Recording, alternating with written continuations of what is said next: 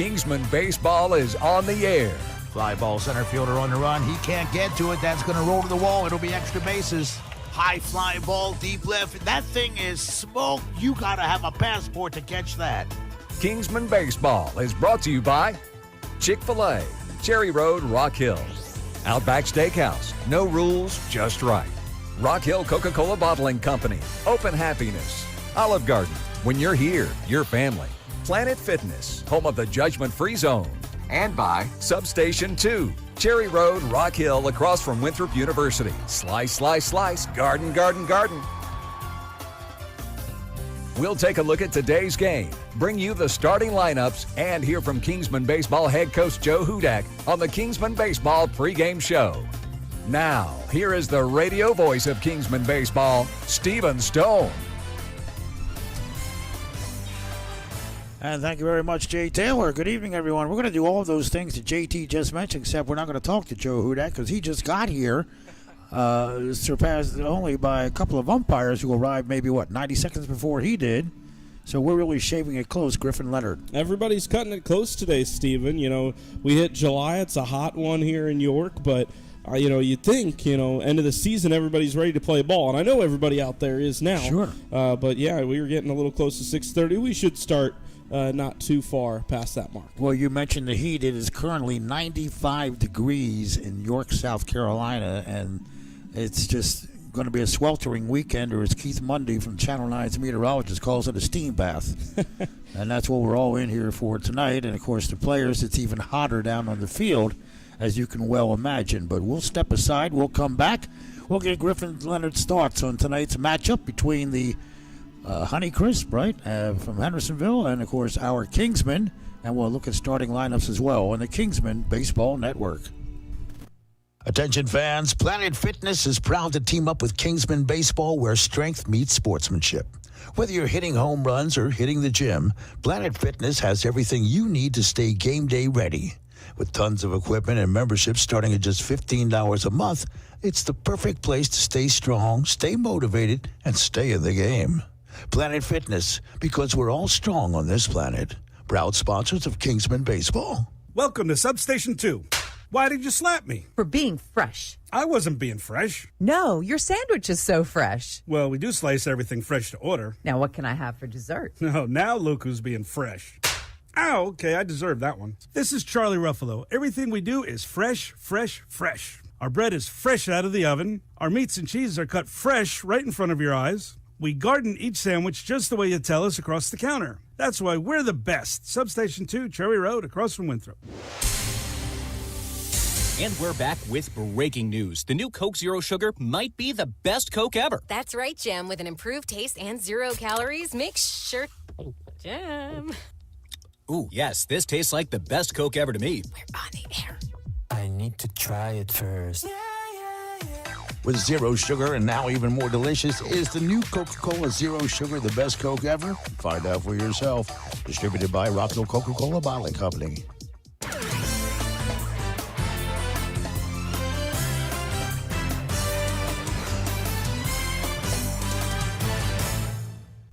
Well, welcome back to the ballpark. You're at York Comprehensive High School. Stephen Stone, Griffin Leonard, Seth Eves, all in the house here tonight as we get ready for Kingsman Baseball. And once again, Griff, it's becoming my opening line. It seems like it's been a while since we've been together. Yeah, last time out, we were supposed to be on the road in Joanna, and the game ended up getting rained out. There were some pretty heavy storms in that area. Yeah, in this area. Yeah, long weekend. I know the team enjoyed some time off. A couple of guys got the opportunity to go home for a few days. Of course, it's not like they're not going home for the 4th of July coming up this weekend.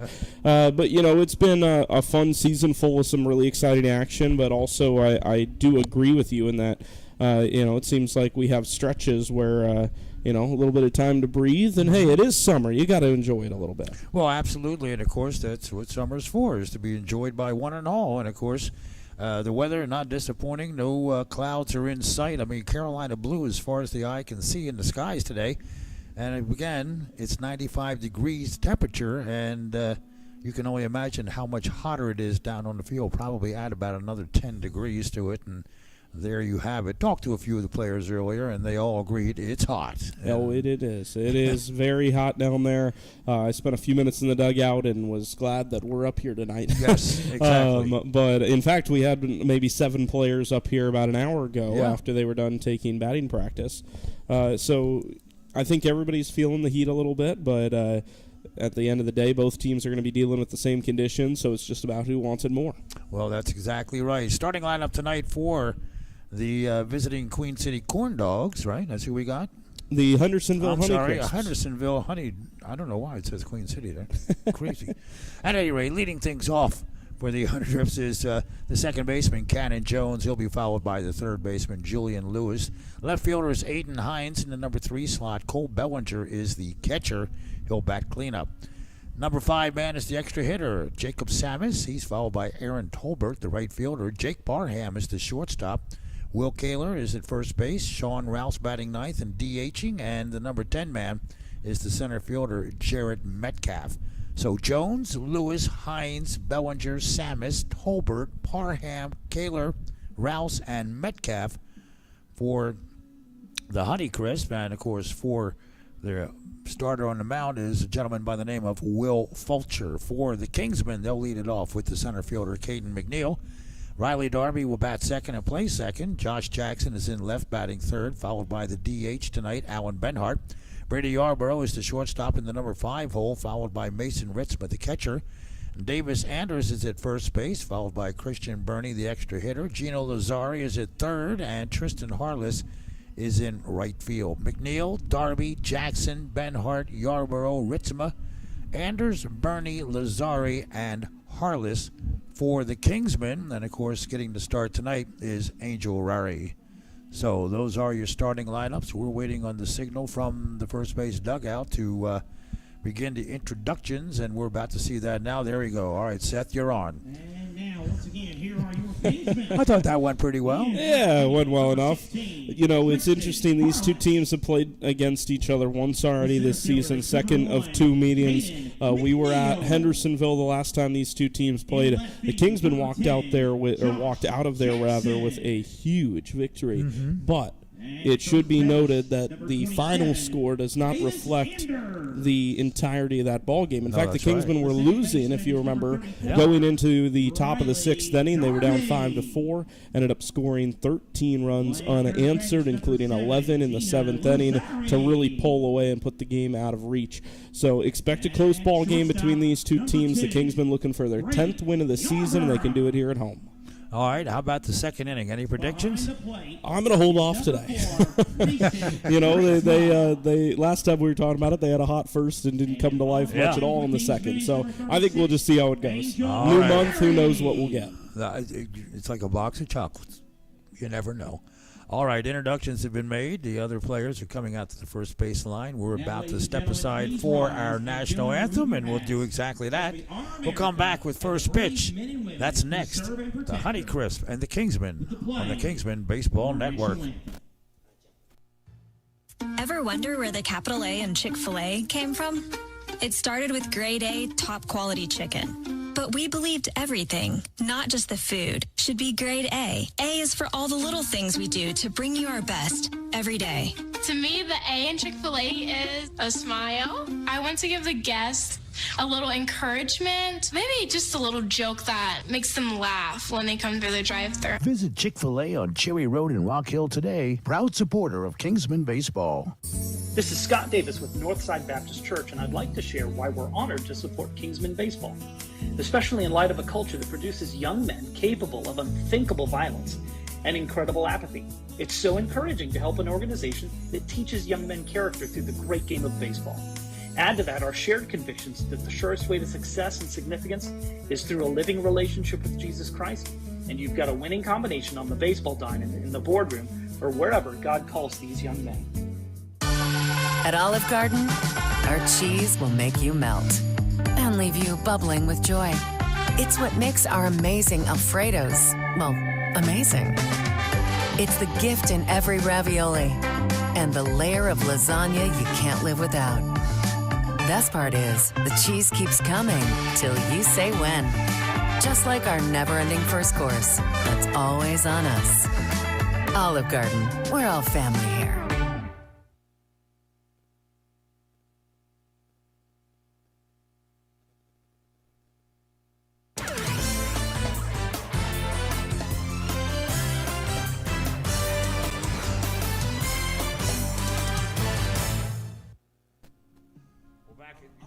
Back at York Comprehensive High School, Stephen Stone, along with Griffin Leonard, and of course Seth Thieves in the house tonight as our public address announcer. We've had our starting lineups. Players are warmed up. They're getting ready to go. And here, with no further ado, is my buddy Griffin Leonard. Thanks, Stephen. Angel Rory's on the mound here tonight, folks. He's going to start his fourth game of the summer, fifth appearance overall. He comes into tonight having thrown 9 innings for the Kingsmen, 155 pitches over those 9 innings. We'll see how long he goes tonight. He's 1-1 this year. He is the losing pitcher in one of their 2 losses this season, but of course he has one of the wins. 6 hits, 2 earned runs, 4 runs total. He has 6 strikeouts. ERA sitting just above 1.5, so it's been a good showing from the Academy man.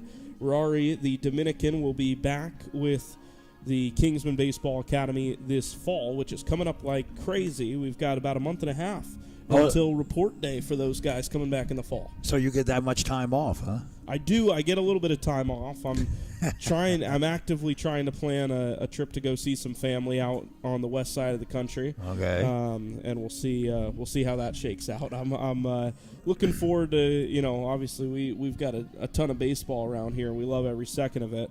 And at the same time, it's nice to get away for a few days every once in a while, wouldn't you say? No place like home, brother. Be sure to say hi to Mom when you get out there for me, I will. will you? I know she's listening right now. All right, well, good.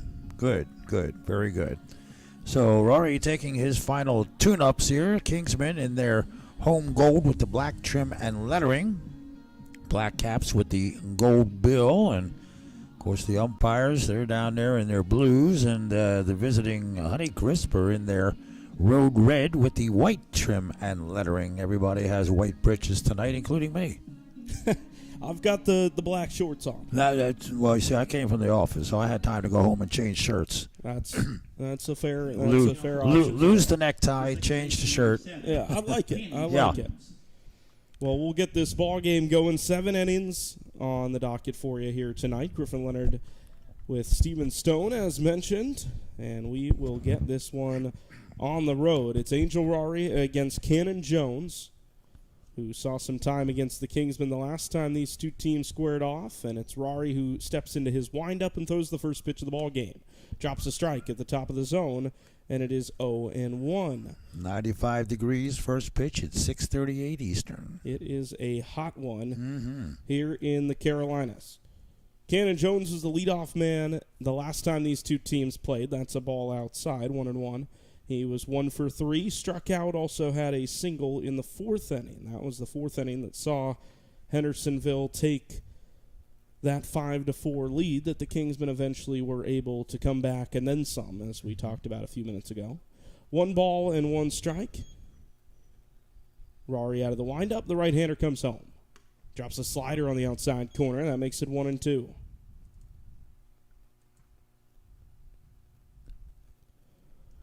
Julian Lewis on deck, then Aiden Hines, but it's Jones trying to get on base for the Honeycrisps. 1-2 pitch, and that is fought off foul. A slider, maybe a couple more inches off the plate than the previous. Mm-hmm. But he's got to protect the plate, and that's exactly what he's up there trying to do.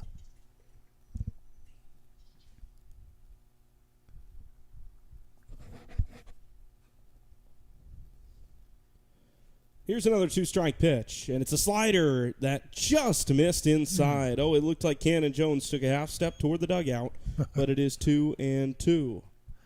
No, he did definitely take a half step toward the dugout.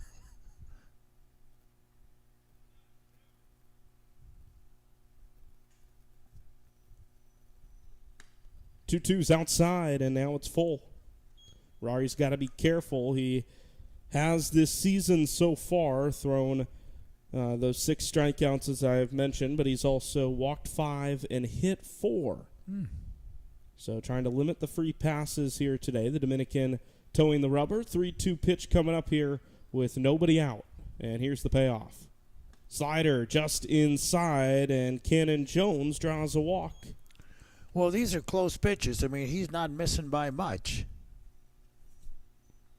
Now batting the third baseman, number 10, Julian Lewis. Kingsman infield will go to double play depth.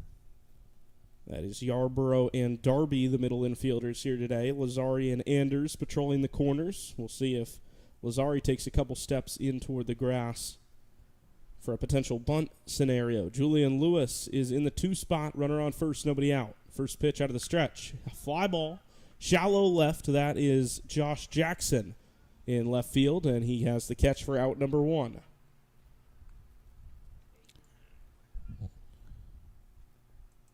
Now batting the left fielder, number 6, Aiden Hines. So that'll work for Ferrari. He loses the first hitter on the long walk after having him with 2 strikes, but gets Lewis on 1 pitch. Here comes Hines, the left fielder, and it's the first lefty that the Dominican right-hander is squaring off against tonight. He throws over to first before a pitch to the plate, so nothing yet to Hines, and the runner's back standing up.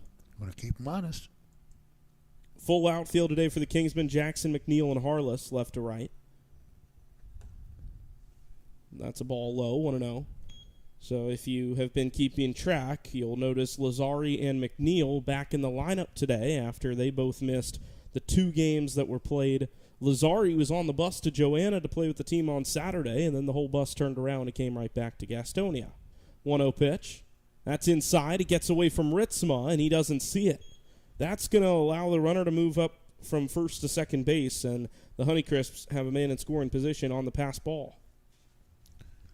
Well, that's what you didn't want to have happen.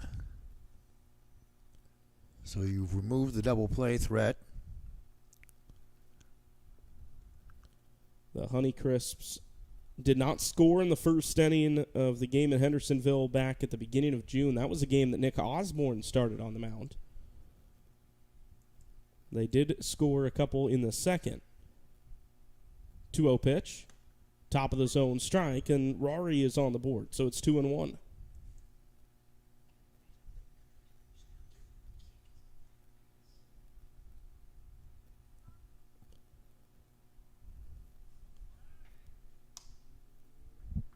Well, throw back to second base, always one of the more dangerous plays, as we have seen just the other week, where an attempt like that wound up in center field. Rory is going to tie his shoe and give it an extra second before throwing his next pitch. Count is 2-1 with 1 away. He'll still be out of the stretch here.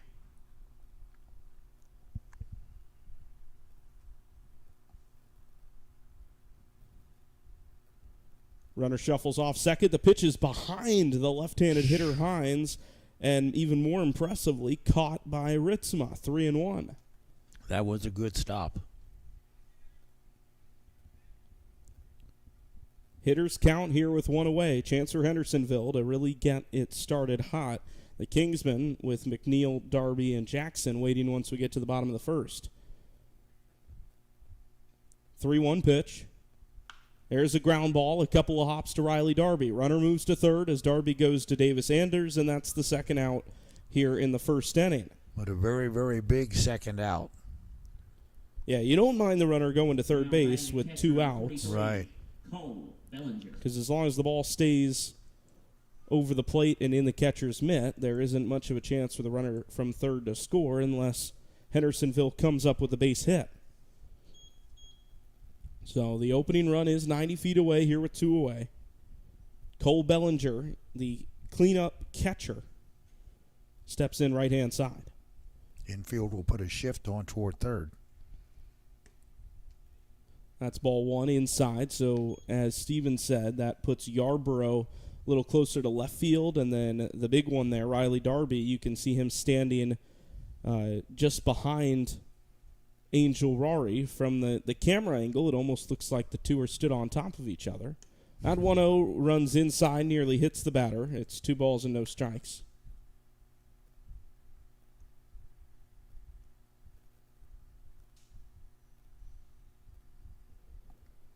Rory trying to work out of this first inning. He has thrown 15 pitches already. trying to keep this one scoreless for his Kingsmen. 2-0. And that is low and away. Well, he's in a 3-0 hole now and having some location difficulties. And you can see just a little bit of frustration.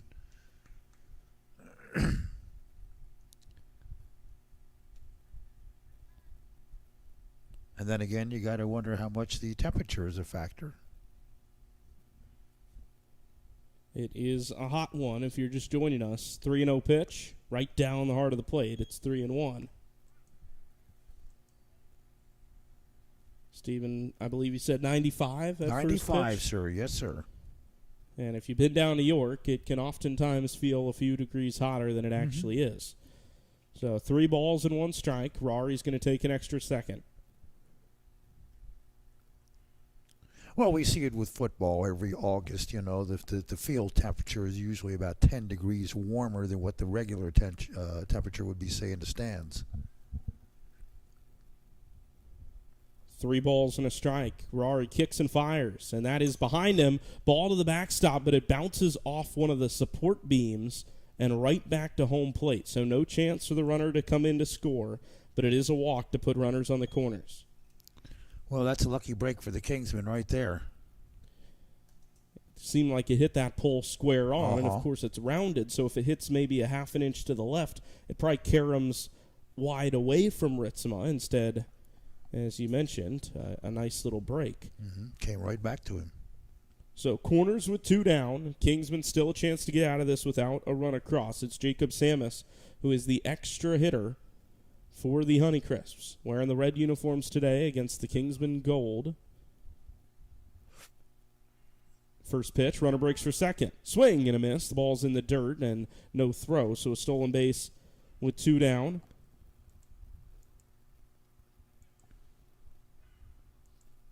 Nothing, top 1.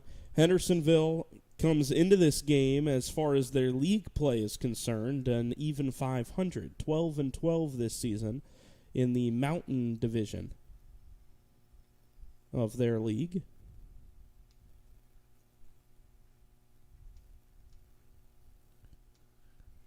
Quick conference with Ritzema and his pitcher.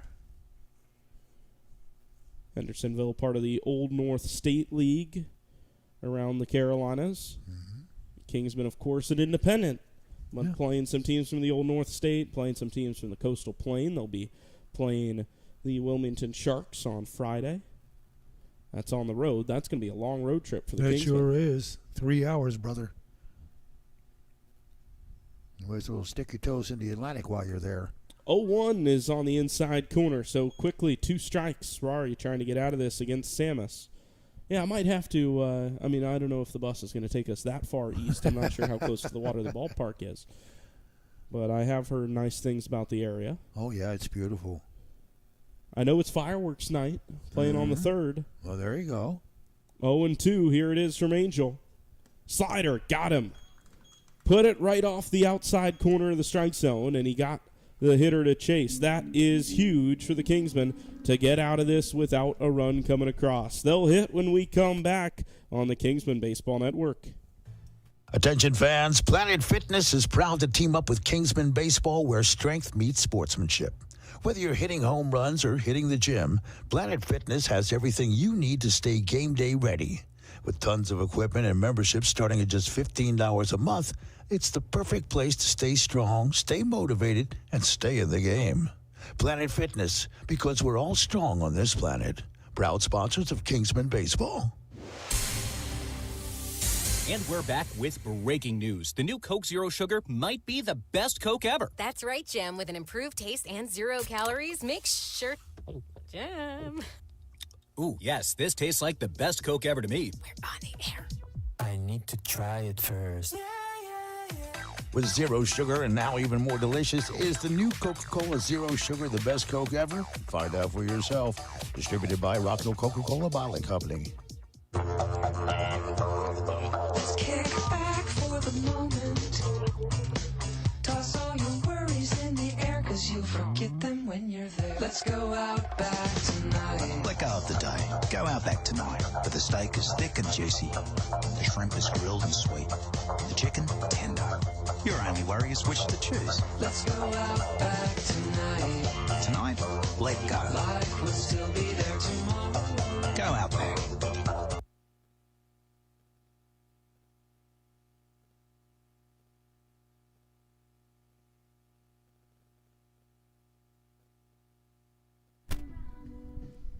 Well, it seems to have a mind of its own tonight, Griff. It just stops there in mid-ad, so let me pot that down, because if it just stops by itself, it will start by itself. Well, it's all right. We had Outback for our pregame meal today, so I can give it a nice little advertise of my own. I had a nice grilled chicken breast and some mac and cheese, some of that good free bread that they give you, and it was delicious. Yeah. Go try some Outback, folks.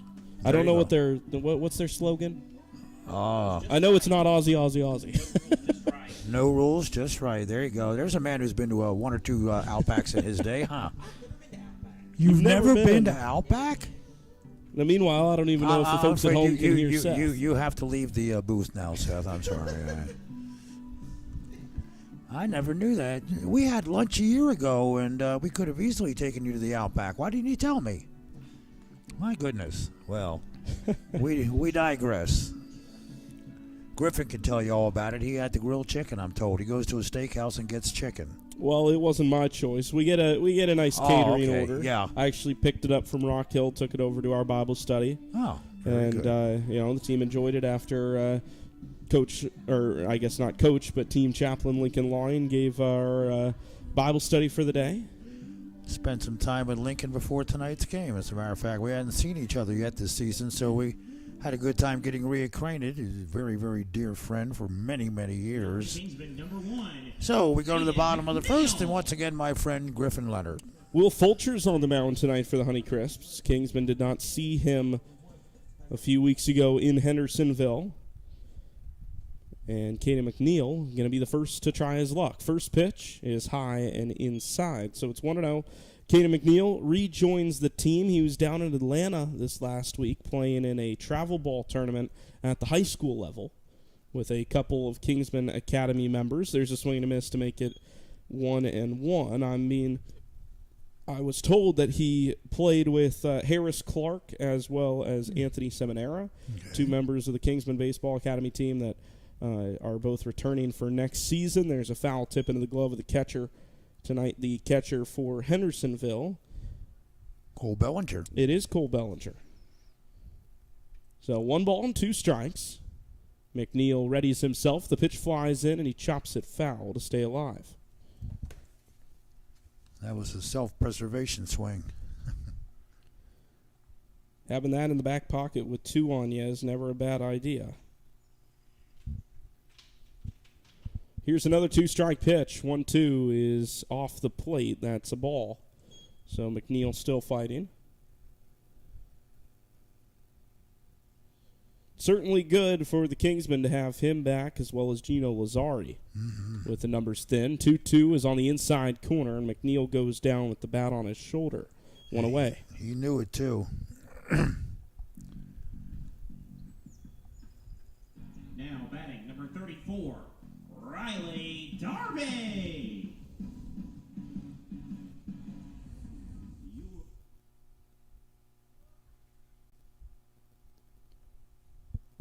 So here's Darby.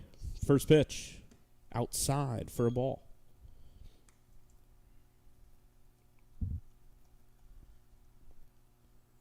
Kingsmen looking for their first base runner in the top of the first. Hendersonville got 2 of them. Hit by pitch, or actually not a hit by pitch, just 2 walks. That fastball is just low of the knees, so it's 1 and rather. Is it 1 or 2 and 0? 2 and 0. 2 and 0.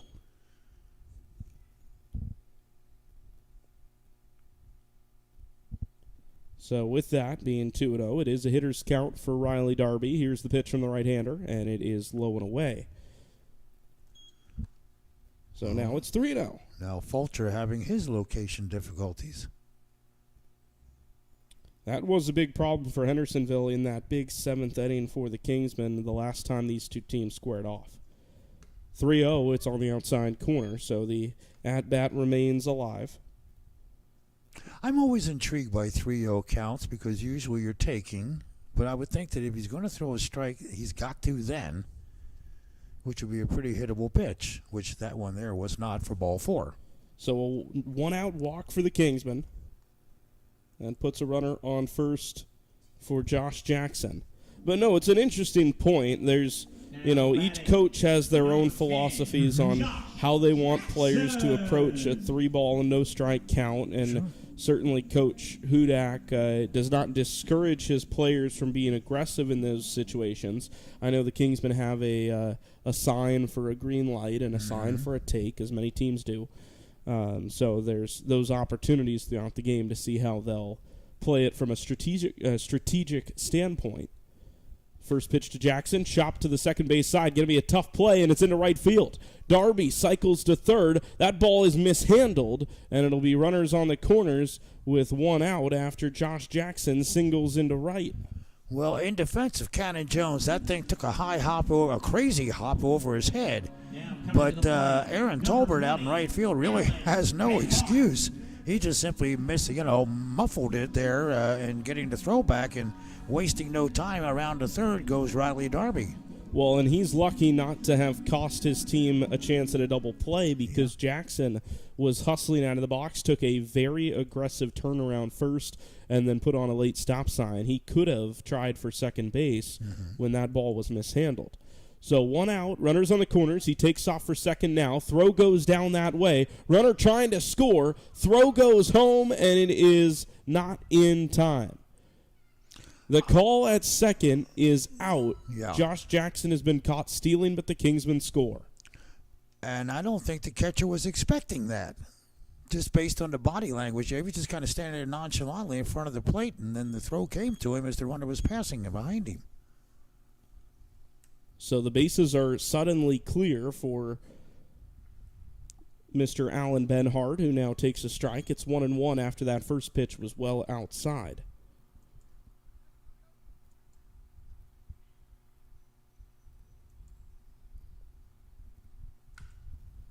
There's a chopper, third base side, fair ball, long throw from the hot corner, and it is in time to get Benhart and end the inning. Kingsmen strike first here at York. It is 1-0. We'll see what happens in the second when we come back on the Kingsmen Baseball Network. This is Scott Davis with Northside Baptist Church, and I'd like to share why we're honored to support Kingsmen Baseball, especially in light of a culture that produces young men capable of unthinkable violence and incredible apathy.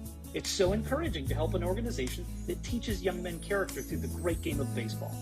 Add to that our shared convictions that the surest way to success and significance is through a living relationship with Jesus Christ, and you've got a winning combination on the baseball diamond, in the boardroom, or wherever God calls these young men.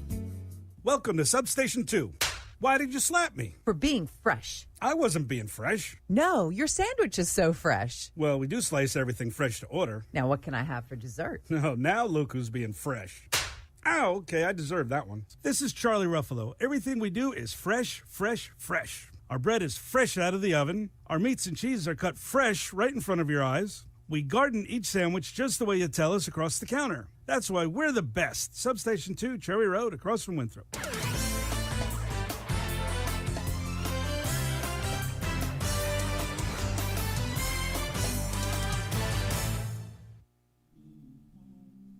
Top of the second here in York, South Carolina, just up the road from Rock Hill and just down the road the other direction from Gastonia. We're here for some Kingsmen baseball here on this Wednesday night. First day of the month of July, just a couple days from the 250th anniversary of this country.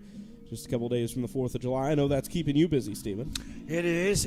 And then I got a national show this weekend that is music of the 60s and 70s, but also a special show called Show Us Your Stripes that is strictly patriotic with all kinds of stuff in it. Now, you're wondering, well, that's great, Steve, but how do I hear it? Well, it's very easy. 7 o'clock Saturday night Eastern Time. Go to WRHI.com. That's WRHI.com. And enjoy yourself with me for the 3 hours between 7 and 10 Saturday night. There you go. Is that a station that I can pick up from Gastonia? Oh, you can, because we stream. So you can get it anywhere in the world. Well, that's a good point. And I know you've got the free WRHI radio app, right? Oh, for sure. Definitely.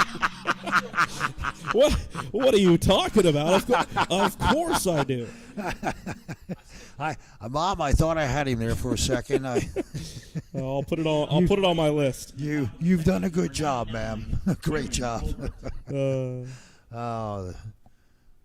We go to the second now as Angel Rari steps back onto the mound. He was able to sneak through a tough first after a couple of walks. The Hendersonville Honeycrisps were unable to make him pay, so it is 1-0 in the Kingsmen's favor after they scored on, I guess you could say, a double steal.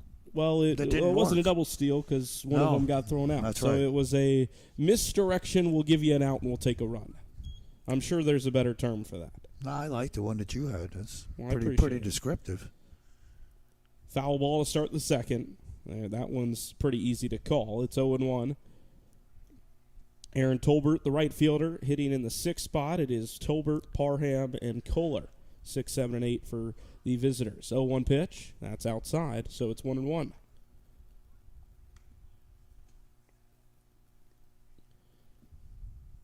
So we got the question answered of how the first inning was going to go. We'll see what this second inning brings. As Steve and I have talked about tonight and over the course of the season, it has oftentimes been good for the Kingsmen as Yarborough fields the ground ball, throws sidearm to first, high but snagged by Davis Anders, and it's in time for out number 1. And that's why you like tall first basemen. That is certainly true. The Brevard College first baseman snags it over at the 3 position, so the ground out is the second ground out of the day for the Honeycrisps, and it's a quick first out here in the second inning. Angel Rari is off and running. Here's Parham, Jake Parham, the shortstop. First pitch, a ball. Parham was the shortstop the last time these two teams squared off. He was a tough cookie to crack in the first meeting between these two teams. He was not retired at the plate. He had a single, was hit by a pitch, and walked. He hits a line drive into left center. Long run for McNeil, and it's into the gap. McNeil chases it to the wall. Runner on his way to second. Throw goes into the cutoff man, and it's snagged by Darby to hold the runner at second base. It is a double here with one away. And a good solid double with that to the power alley in left center. It seemed like McNeil was going for the catch there, and then when he saw that ball land, realized he wasn't going to be able to cut it off. So took a walk with it down to the fence line, and it's a 1-out double. So Kohler's got a chance to tie the game. Right-handed hitter up at the plate. Kingsmen shift a little bit, but not quite as extreme as they had been previously. Rari looks towards second, comes home. Slider in there for a strike.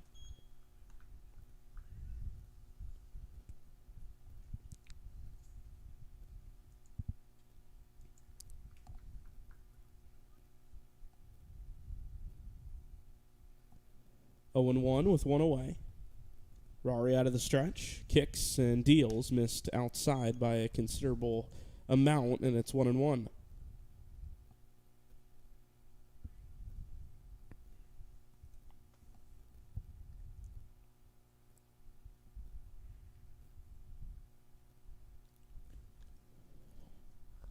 A ball and a strike here, one away, 1-0, but the tied run on second base. Rari on the mound for his second inning of work, throws the fastball outside, and it's 2-1. Just holding on to that thing a little longer than he'd like to. He's going to pace around the mound and reset mentally before throwing the 2-1 pitch. Ritzma's getting quite a workout behind the plate.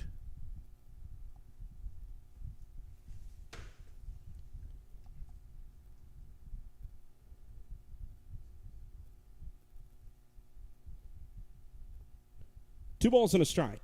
Rari out of the stretch. There's a good slider in there on the outside edge. It's 2-2. That's the money pitch right there. That it is. That's the same pitch that saw him strike out Jacob Samus to end the first inning. Just one strikeout so far, but he's got a 2-2 count for Will Kohler.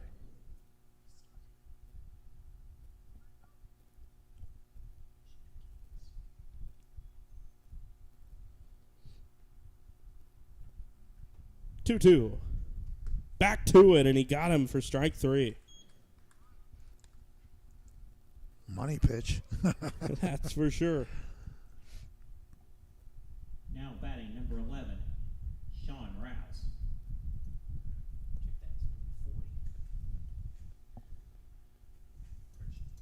Correction number 40, Sean Rouse. Sean Rouse, as announced over the PA, was listed as number 11, but he is wearing number 40. But I do believe that is the hitter at the plate with 2 down and the runner on second base.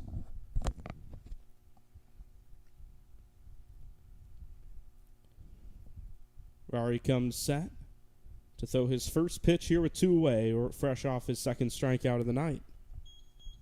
First pitch, inside corner, went with the fastball.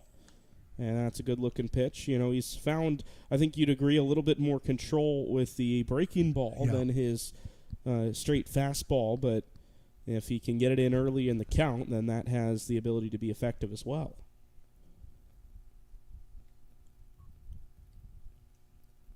Slider, outside corner. He's lived there, and it is 0-2.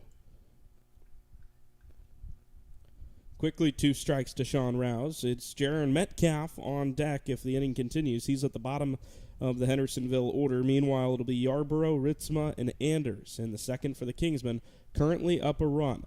0-2 for Rory, looking for another strikeout here, and he gets a pop-up instead. It's foul and out of play, so it remains 0-2. Well, now at 34 pitches, so it'll be interesting to see how long Joe gives him. Would certainly expect that they would try to get as much out of Rory as they can here tonight, given that they play the next 2 nights consecutively. Mm-hmm. We've seen Rory extend into the high pitch count a couple times with the Kingsmen before. Meanwhile, 0-2 just off the corner. That was a good-looking slider from Angel that time, and it's 1-2.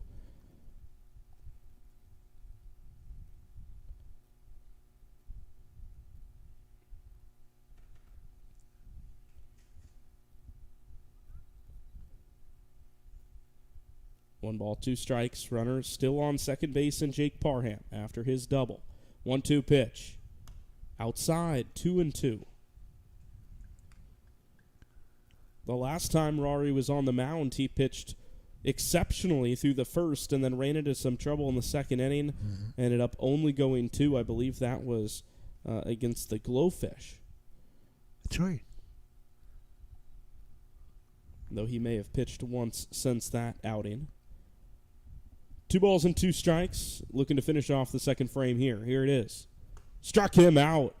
Bottom of the zone. Kept it in there and got the swing and a miss from Rouse. That's his second strikeout of the inning and his 3rd overall. We go to the bottom of the second inning. 1-0. Kingsmen lead here in York. We'll be right back on the Kingsmen Baseball Network. Ever wonder where the capital A in Chick-fil-A came from?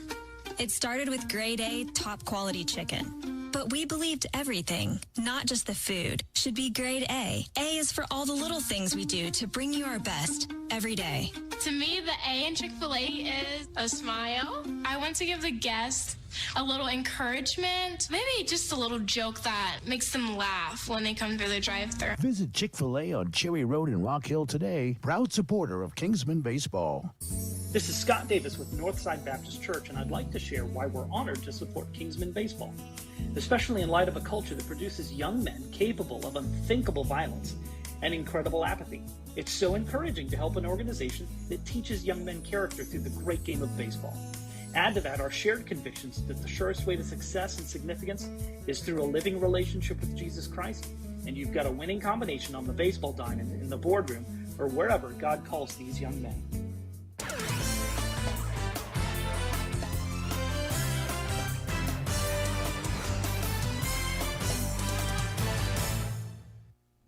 Bottom of the second inning here at York Comprehensive High School. Griffin Leonard here with Steven Stone. Thanks for joining us on the first day of July. Brady Yarborough, Mason Ritzma, and Davis Anders, the 5th, 6th, and 7th hitters in the Kingsmen order. We'll see how the second inning treats them today, Steven Stone. Well, we're about to find that out. You're right. The second inning has been very, very good to the Kingsmen this season.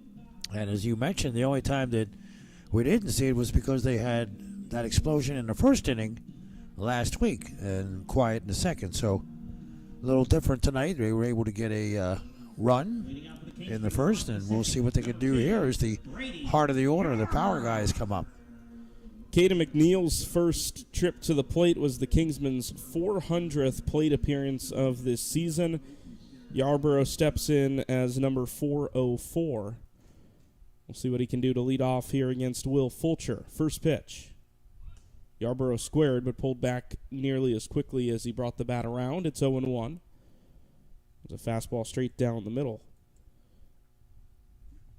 Yarborough, the shortstop today, was involved on a ground ball to start the top of the second. Made that play for the first out. Takes a curveball low of the zone there, so it's 1-1. 1-1 pitch. That's outside from Fulcher. He works quick.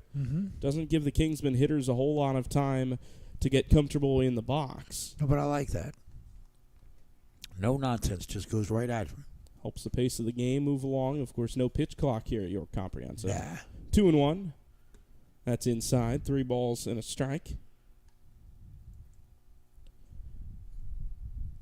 Kingsmen got their first hit of the game in the top of the bottom of the first, and scored a run with the bat on the shoulder of the hitter at the time. That's a pop-up shallow center. Tough play, but coming in to make the catch is Jaron Metcalf. That's the first out. Now batting, number 4, Mason Ritzma. You could tell Yarborough was going to be aggressive there on the 3-1 pitch. He got the swing out there early, just missed the barrel by a little bit, put it off the end of the bat out to center field. Here's Mason Ritzma. Mentioned it earlier, just a few days from Independence Day. Mason Ritzma celebrating a different holiday today. It's Canada Day. Okay. The Ontario native sees his first pitch of the game. That's in there for a strike.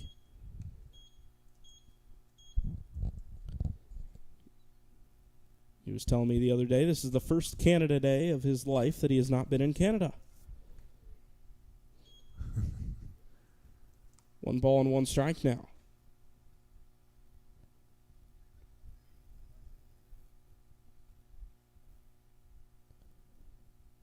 Out of the windup, the pitch, and a swing and a miss. That was a 2-seam fastball, and it just kept on running away from the hitter. It's a good-looking pitch from Fulcher, who's got Ritzma ahead 1-2. Ritzma coming into today hitting .281 on the year. 1-2 pitch. Swings and misses. Chased it low and away. 2 away. Well, Fulcher beginning to get himself into a little bit of a zone here. He's only at 24 pitches on his night. Has been efficient from Fulcher. Trying to keep this one close, and that is 2 quick outs to try to do it. There's a swing and a miss from Anders. Strike number 1. In the 7 spot today. His average sitting at .382. He has been up there all season. But he sees a curveball drop into the middle of the zone that time. It is now 0-2. Will Fulcher making quick work of the Kingsmen in the second. Anders trying to stop the momentum a little bit. It's Tristan Harless on deck if the inning continues. 0-2, that's high. Not going to get many hitters to chase with it being that far above the zone. 10-1-2 in the third for Hendersonville. Metcalf, Jones, and Lewis. 1-2 pitch. Swing and a miss. That's another strikeout. 3 already for both pitchers through 2. And it is 1-0 as we go to the third here on the Kingsmen Baseball Network. At Olive Garden, our cheese will make you melt and leave you bubbling with joy. It's what makes our amazing Alfredos, well, amazing. It's the gift in every ravioli and the layer of lasagna you can't live without. Best part is, the cheese keeps coming till you say when. Just like our never-ending first course that's always on us. Olive Garden, we're all family here. Attention fans, Planet Fitness is proud to team up with Kingsmen Baseball, where strength meets sportsmanship. Whether you're hitting home runs or hitting the gym, Planet Fitness has everything you need to stay game day ready. With tons of equipment and memberships starting at just $15 a month, it's the perfect place to stay strong, stay motivated, and stay in the game. Planet Fitness, because we're all strong on this planet. Proud sponsors of Kingsmen Baseball.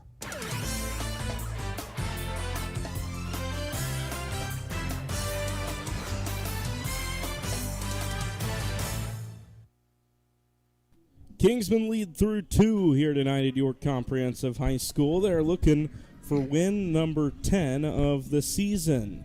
Second to last home game of the year. They've got 4 more games, including tonight, before the team heads to the Dominican. The season is wrapping up, Stephen, but it's been a fun year. It is. It's just going by too quick, and that's the only problem I have with it. I mean, it was a shorter schedule this summer. You're right, and it just flies by. You know, I mean, it basically it's the month of June, with a week into July. But you're right, it has been a fun season. It always is. I've enjoyed 13 or 14 of these now, and it never gets old. Kingsman baseball, of course, so many working pieces that go into the operation, and even more so once we get down to the Dominican. I'll be down there with the team. We'll have coverage of all 4 games. Got the schedule from Coach a few days ago. That'll get added onto the schedule page on the Kingsman website soon, so you can check out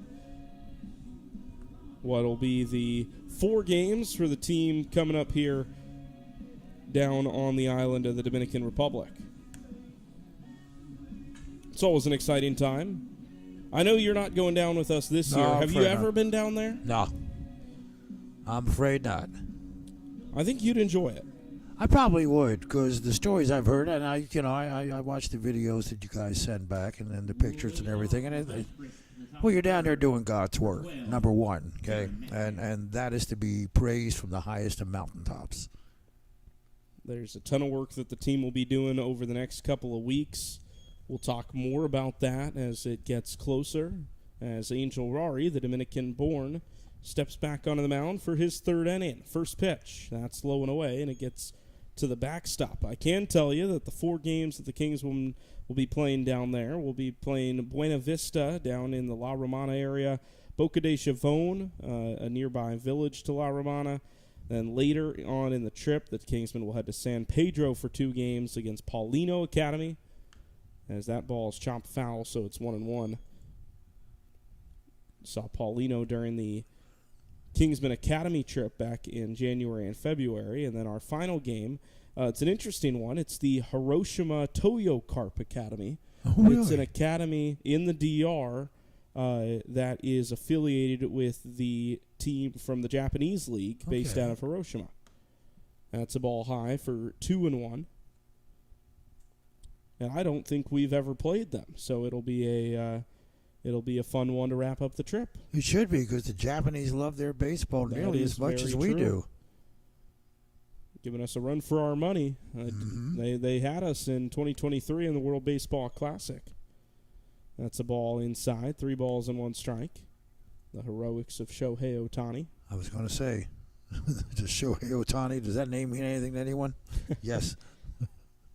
Jaron Metcalf, meanwhile, at the plate. He's worked himself a 3-1 count.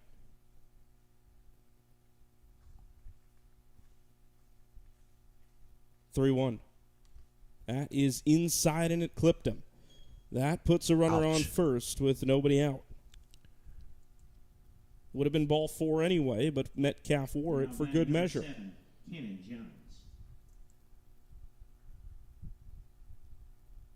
Well, back to the top of the order, as you just heard Seth say, with the introduction of Cannon Jones, who walked his first time up.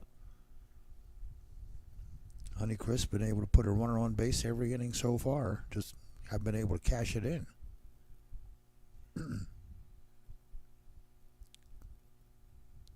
Runner on first, nobody out.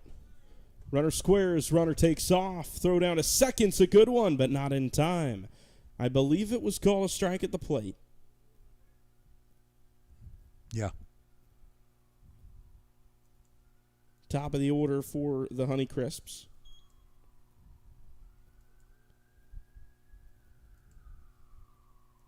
So runner at second, nobody out, 1-0 ball game. Rory out of the stretch. Metcalf dancing around. The 0-1 is bunted to the third base side. That's a good bunt, and the runner will be safe. Cannon Jones bunts for a base hit. Rory didn't even bother throwing to first. He had no chance, and he knew it. Very Wondering smart. if Lazzari had a better chance to make that play, but he wasn't able to get there even in time as Rory was able to cover the ground. So sometimes the bunt just happens to be perfect, and now we see Coach Hudak come out to the mound for the first time here today. This is going to be a defensive meeting because you see him bringing the infielders in, and we're going to talk about runners on the corners and the possibility of the double steal as we attempted. Now they're in a similar situation, or the Honeycrisps, with runners on the corners and nobody out here, nothing to lose really in the top of the third. Yeah, it's a good point. You know, we've already seen in the 2 innings that we've played prior to this one just how effective that play can be. Of course, the Kingsmen weren't able to execute it perfectly because that runner was out at second base, but they scored the game's only run to this point off of that very same play that I suspect, as you mentioned, Joe Hudak is gearing his defense to do. Meanwhile, just caught that. I don't know if you caught that before he walked off your screen to the right side. Coach Hudak signaling down to the bullpen. There is a Kingsman up and throwing as we speak. He was confirming how ready he is. So a ball low, nobody out here in the third inning. This is a big chance for Hendersonville. Julian Lewis flew out to left field, his first time to the plate, and has runners on the corners with nobody out. Good lead on first for Jones, who's got speed. There's a chopper to third base. Lazzari goes to second. Run scores. The ball was lost on the transfer, so the runner is out at second base, but no chance for the double play. One away. Well, fielder's choice. Now batting number 6. And a brand new ball game. And that is better than getting nothing.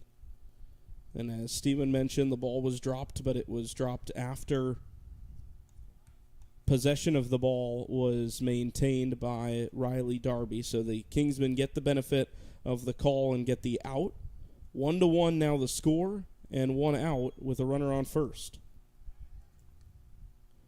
They check on first base. That is Lewis now over there, fresh off his fielder's choice. I do believe he's got a little less speed than Jones and Metcalf both did, so at least they're both off the base paths. That ball is high.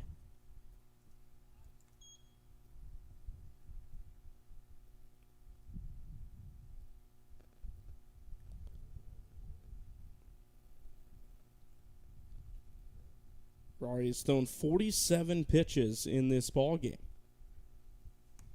And that is ball 2. 48 pitches now, 24 balls and 24 strikes. He's right at the 50% mark. And I know that's not where the Kingsman coaching staff wants him.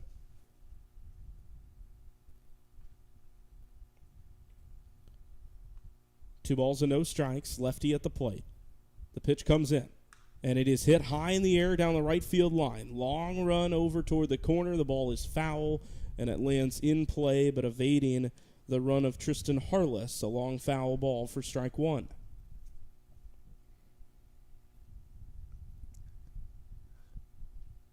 Kingsman will be okay with that. Oh, yeah, it began hooking right away.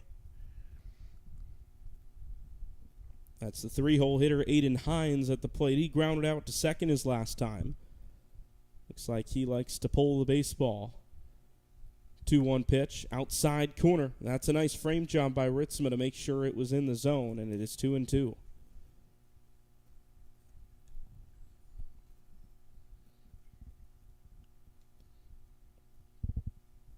I believe we're expecting to see Ben France at some point in this game. Can't tell if he is the one in the bullpen or not. 2-strike pitch. There's a strikeout from Angel Rari. Dropped it on the outside corner. Hines couldn't keep the bat back long enough to make contact. That's the 4th strikeout of the game for the Dominican right-hander. Over the course of 3 innings, that's not a bad stat. Not at all.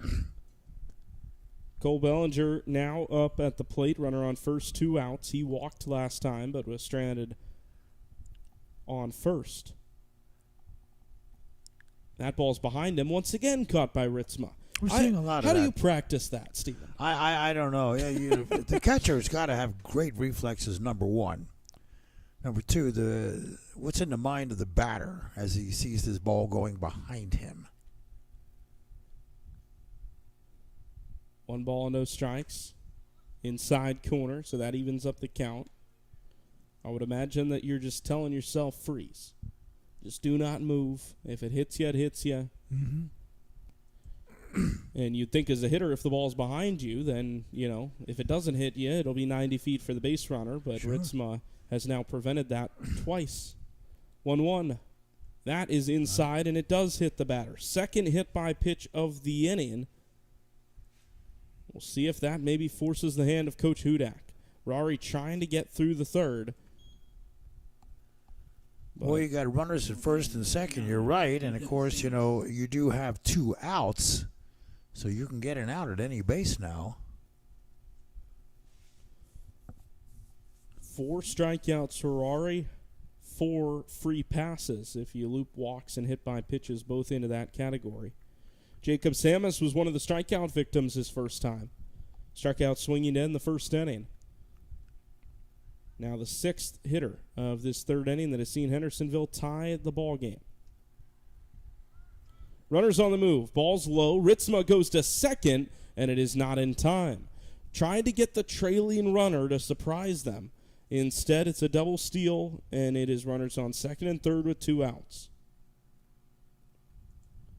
A lot of times, as the trailing runner, if they're not hustling out of the gates, you've got a good shot to get them because, they're thinking, well, the throw's going to go to third. I don't need to sprint. Sure. But that time, Bellinger was on the move. There's a swing and a miss. Around enough to get him for the check swing. No need for an appeal, so it's 1-1. Go-ahead runs in scoring position, one of those being 90 feet away. Julian Lewis on third, Cole Bellinger on second.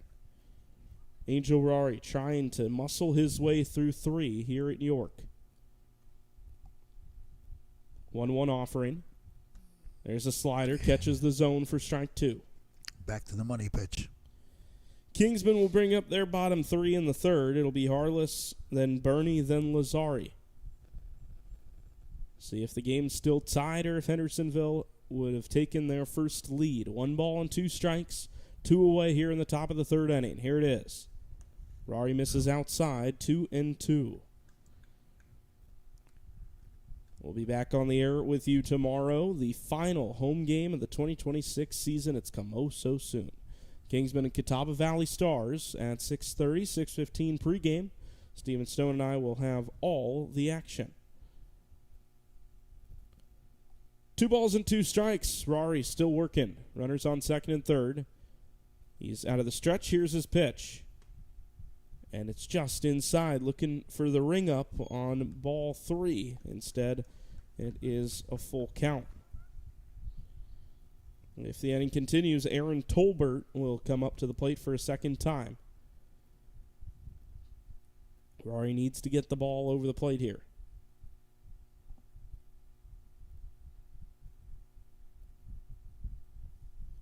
Three-two. Grounded foul. Third base coach snagging it with the bare hand, and we play on. That was a good slider from Rory, but even a better job by Samus to fight it off.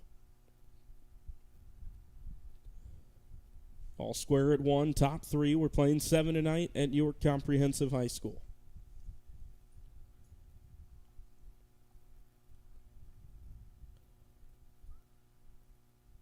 Another 3-2. And that is outside. Rory loses him, and the bases are loaded. Well, this is a dangerous spot now.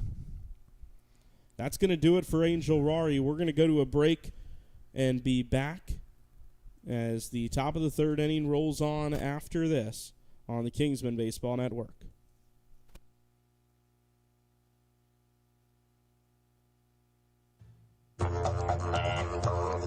Let's kick back for the moment.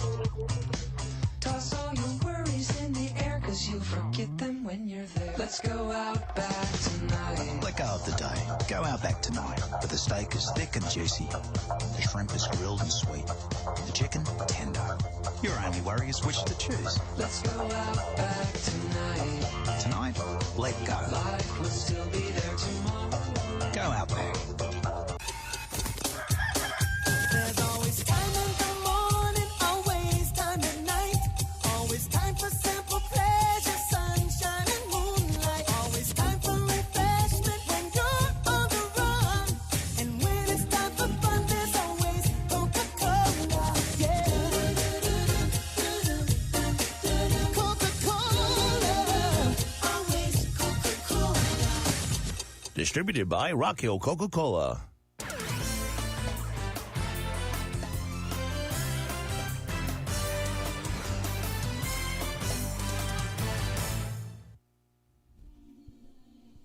The sounds of Gala ring through York Comprehensive High School as Ben France is on the mound. It's the top of the third inning. The Kingsmen looking to be freed from this jam. It's 1-1. Bases are loaded with 2 outs. And it is the 6-hole hitting Aaron Tolbert up as the right fielder with the bases juiced. How do you think France approaches this first hitter? Of course, it's difficult to come in a spot like this. You go right after him. You ignore the fact that bases are loaded. You keep in mind that you've got 2 outs, and you focus on the batter. France has come out of the bullpen a little less frequently than he started the season doing so. His last 2 appearances have been starts. And France, who is second on the team in innings pitched, comes out for his team-leading 7th appearance. It's the 5th of 7 that are out of the bullpen. He's 1-1 on the season, has 1 of 2 saves for the team, and an ERA sitting just above 3. So we'll see what France can do. Angel Rari, of course, responsible for all 3 base runners. Well, Angel goes 2 2/3. He gives up a run that was earned on 2 hits. He walks 3, but more impressively does strike out 4 and gives way to Ben France, who is hoping just to close the door here rather abruptly in the top of the third. And France will be looking to pick up his teammate. Of course, that line is still unofficial with the runners on the base paths.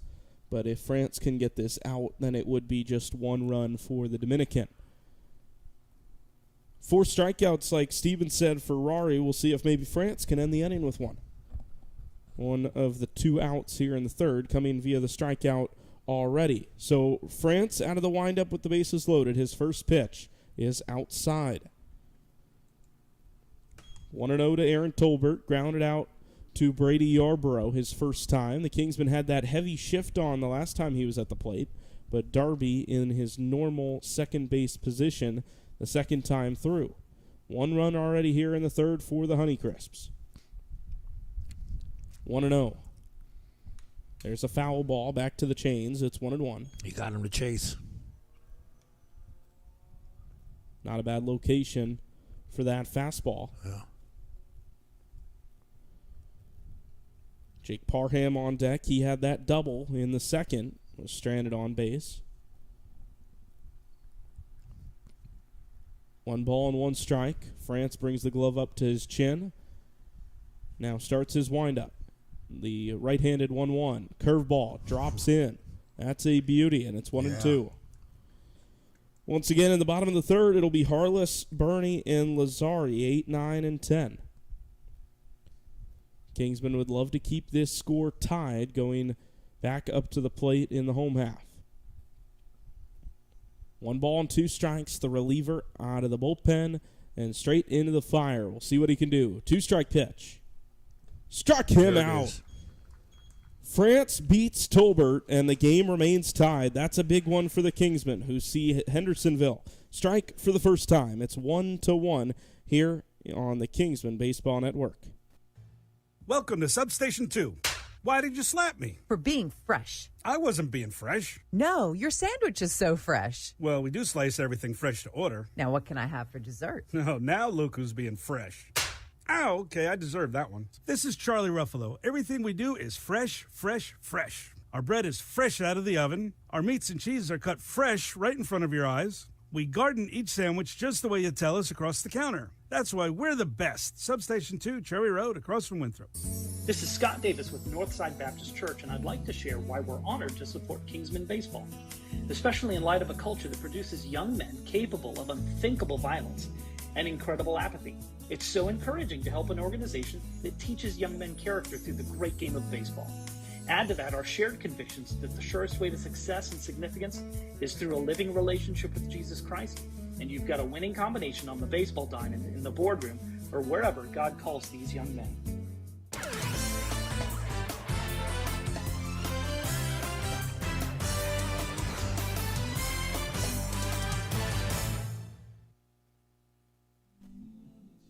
Bottom three, Kingsmen allow just one in the top half of this third inning. So we're all square with the Honeycrisps in town. It's Hendersonville against the Kingsmen. 12-12 in their Old North State League. The Henderson Honeycrisps come in looking for their first win over the Kingsmen this season. The Kingsmen won the only meeting to this point back in the beginnings of June, and the Kingsmen, as mentioned earlier, looking to go 10-2 so far in the season. It's been a good year, and the Kingsmen have played well historically in the Carolinas, but I think especially with the roster size and some other factors this season, this has certainly been an impressive summer. Well, it has, and you mentioned the size of the roster. That was one of the things that drew a little bit of concern and maybe even some anxiety from Coach Hudak coming in, because he knew he was thin, basically, but then you're thin on pitching, and he's been able to get the most out of his pitching squad. Tristan Harless leading things off here in the bottom of the third. And you're right. I think the pitching, more than anything, obviously a concern. It's interesting that opening night, the Kingsmen were playing the Queen City Corn Dogs, started Micah Irvin in that ball game, and he has not thrown another pitch for the Kingsmen this summer. He was essentially, I guess, a fill-in arm for that one. Of course, he's getting ready to pitch for Belmont Abbey starting in the fall, the Kingsmen Academy graduate. And speaking of the Kingsmen Academy, here is a upcoming gap year student in the Kingsmen Baseball Academy. Tristan Harless takes a strike and now sees the breaking ball outside. So it's 1-1. Harless in his first at-bat of the ball game. So far hitting .316 in his shortened summer. He's only played in 7 of the 11 games for the Kingsmen. He swings through that one, and it's 1-2. Joined the team a little late, but he's had a good year. 1 ball and 2 strikes. The right-hander back to work, and he throws his fastball. It's hit into the Hendersonville dugout. It's 1-2. That'll spread them out.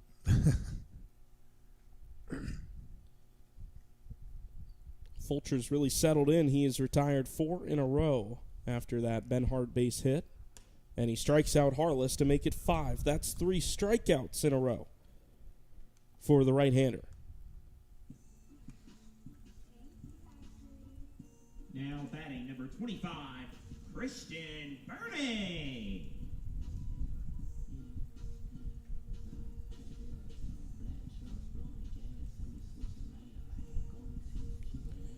Will Fulcher, an incoming sophomore to Western Carolina University out of Greenville, South Carolina originally. And now it's 1-0 to Christian Burney. Burney getting his first hacks of the day.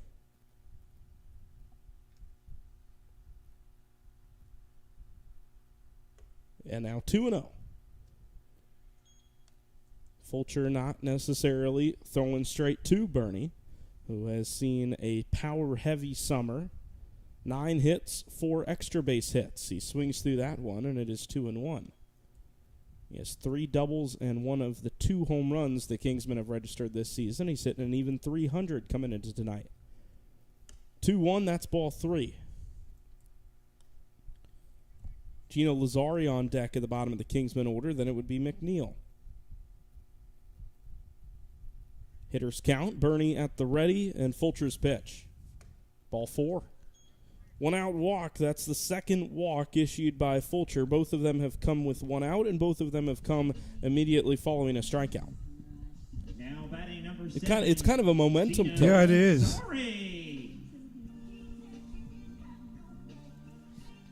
Takes an opportunity away to keep on moving. You don't give your defense a chance to make an out.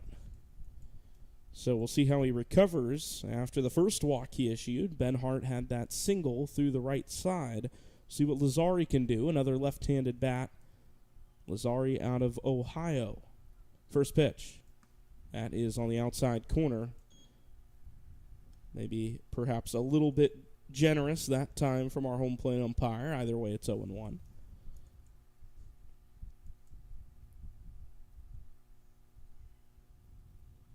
Runner on first is Christian Burney. 0-1 pitch. And a foul ball. Quickly 0-2. It's a better start to this at-bat than the previous one that saw a couple of balls straight off the rip. Caden McNeil, the on-deck batter, retrieving that foul ball. He'll hit barring a double play. No balls and 2 strikes. Lazzari wiggles the bat on his left shoulder. Fulcher trying to get back on track after the walk.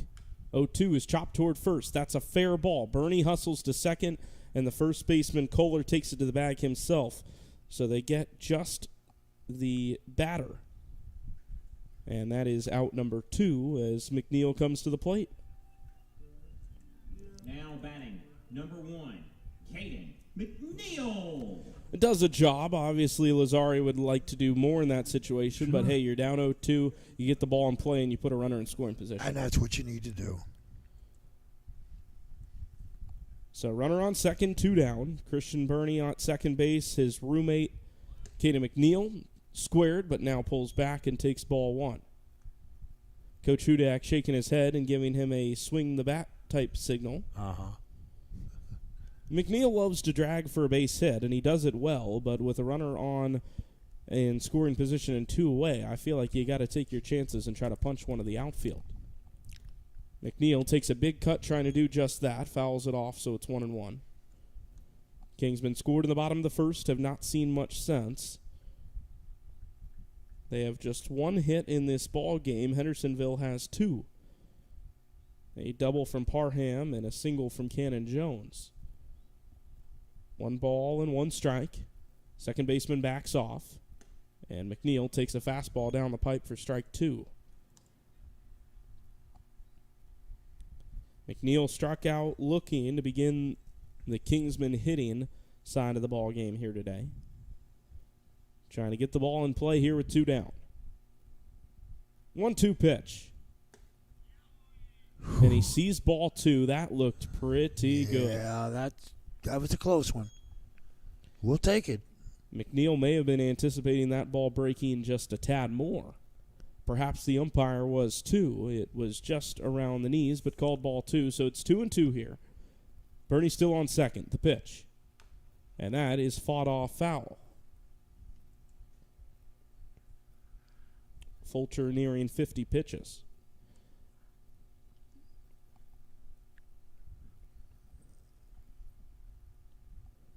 McNeil has 10 hits on the season, hitting an even .333, a hit in once every 3 at-bats so far this summer. 2-strike pitch.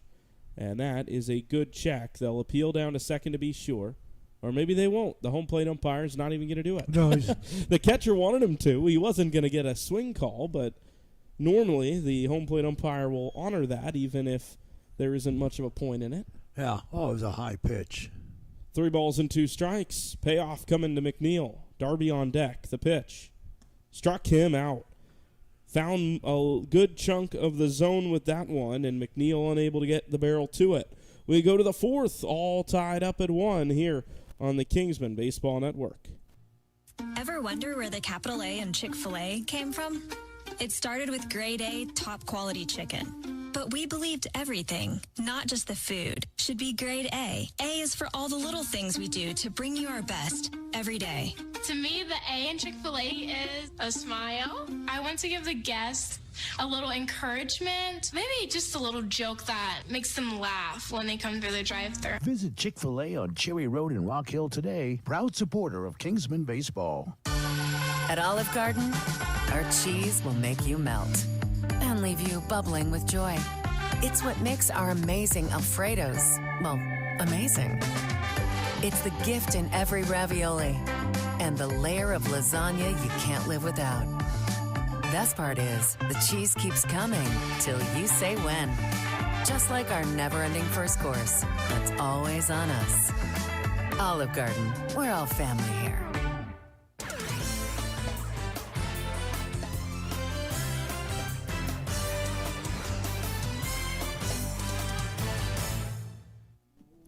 Top of the fourth, it's all knotted up 1-1 here between the Hendersonville Honeycrisps and the Kingsmen. Ben France is back on the mound. He's looking to pitch his first complete inning of this one, and he'll do it against 7, 8, and 9. Jake Parham, Will Kohlers, Sean Rouse, the three hitters set to hit for the visitors. The momentum kind of shifted in the Honeycrisps' direction. Yeah, it has, but they're not able to put anything across with it, so we're sitting here, we're sitting here knotted at 1, but both teams have had their opportunities and just haven't been able to put anything across. You know, the Kingsmen picking up their run in the bottom of the first, the Honeycrisp getting theirs at the top of the third, and tied at 1, we go to the bottom or the top of the fourth. Jake Parham, the leadoff batter against France. They'll throw down to second base, and then we'll get this show on the road. Thanks for joining us today. From wherever you may be, thanks for supporting Kingsmen baseball. Second to last home game of the season. We'll have coverage of the remaining games home and away right here on the Kingsmen baseball YouTube channel. May have to go audio only on Friday in Wilmington. But I do believe we'll have video in Joanna on the following Tuesday.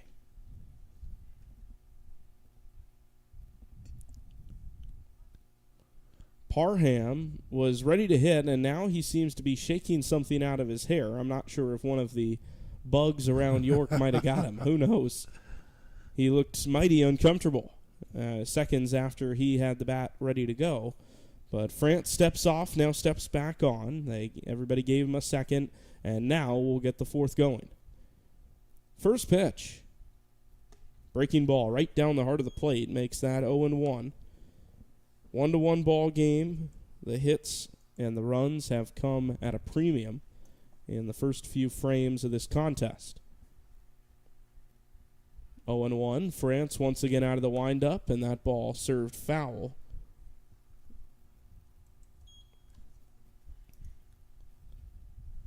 Well, Parham had that big double back in the second. The only extra base hit of this ball game so far. Ripped that into left center field. 0-2. France trying to make sure that doesn't happen again. The two-strike pitch.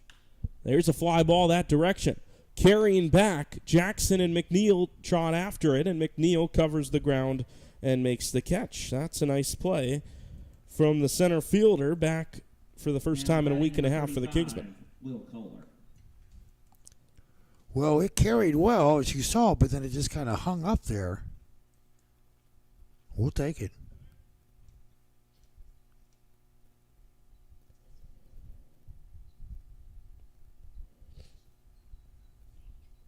One down, top four. Here's Kohler, first pitch. At the letters for a strike. Will Kohler, owner of one of the 5 Kingsmen strikeouts.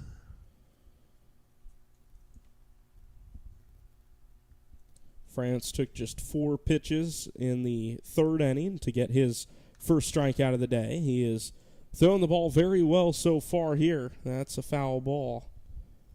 And it was off of the mask of Mason Ritzma. The home plate umpire walks a baseball out to France to give the catcher a few extra moments.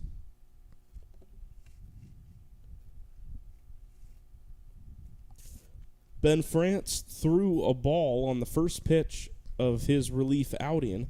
Since then, it's been nothing but strikes. Yeah. Now it's 0-2, so we very well might see him intentionally go out of the zone. But for now, that's the streak. 0-2, out of the windup, here it is. And there's a line drive into left. Jackson got a good break on it and slides to make the catch. Wow. Josh Jackson and Caden McNeil making plays in left center field. And the fourth inning has 2 quick outs courtesy of the outfield. An exciting play that doesn't show up in the stats, but nonetheless take nothing away from Josh Jackson As you said, he broke on it perfectly and was able to make the sliding catch. So the line out is good for out number 2. That's now 9 strikes in a row for France. Here's Sean Rouse. Struck out as well his first time. First pitch, clips the corner, 0-1. Well, Ben is clearly putting the ball where he wants it.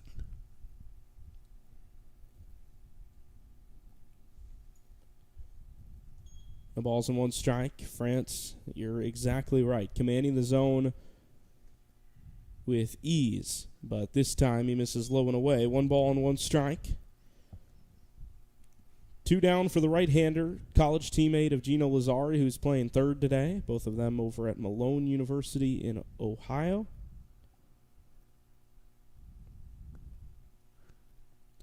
One ball and 1 strike. Here goes France. And that curveball nips the zone for strike number 2. Rouse was backing out of the way of that one. Yeah. Jaron Metcalf at the plate next if the inning continues. Meanwhile, it'll be 2, 3, and 4 for the Kingsmen in the bottom of the 4th. Darby, Jackson, and Ben Hart.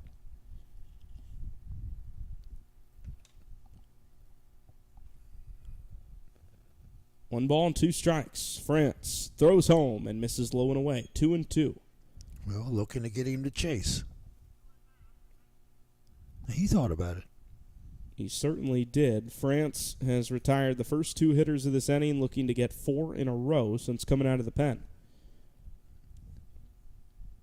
We are still tied at 1 here in the top of the 4th. 2 balls and 2 strikes. 2 away. France just misses the outside corner. Looked pretty good. It was very similar to the pitch that he tossed to start this at-bat. And that one was called a strike. Yeah. Home plate umpire going to make him earn it here. 3 balls and 2 strikes. Metcalf awaits his opportunity if they can get a runner aboard. 3-2 with 2 down. Went back to the breaking ball and rings him up for strike 3. Ben France ends the 4th the same way he ended the 3rd with a strikeout. It's his 2nd. We go to the bottom of the 4th. It is all knotted up. Steven Stone takes over when we come back on the Kingsmen Baseball Network.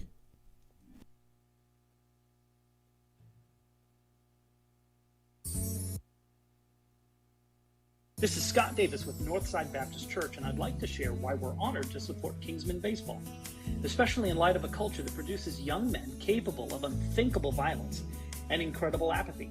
It's so encouraging to help an organization that teaches young men character through the great game of baseball.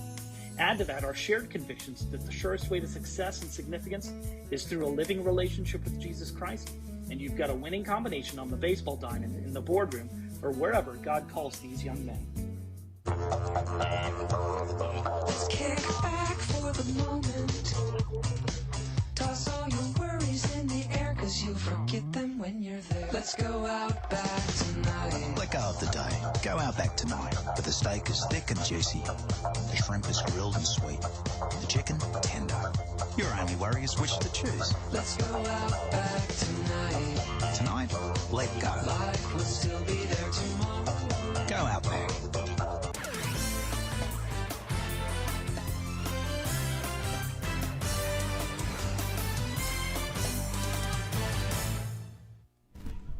Well, cruising right along as we make our way to the home half of the 4th inning. We're tied at 1 here. The Honeycrisps, the Kingsmen here in York at York Comprehensive High School. As always, our thanks to the athletic director out here at York Comprehensive High School, Dr. Stephen Boyd, and his staff who always roll out the red carpet and make us feel so at home season in and season out. Number 34, Riley Darby. Well, Riley Darby will start things off for the Kingsmen here in this 1-1 duel that we are enjoying. Josh Jackson will follow, and Alan Benhart, Big Tex as he's called.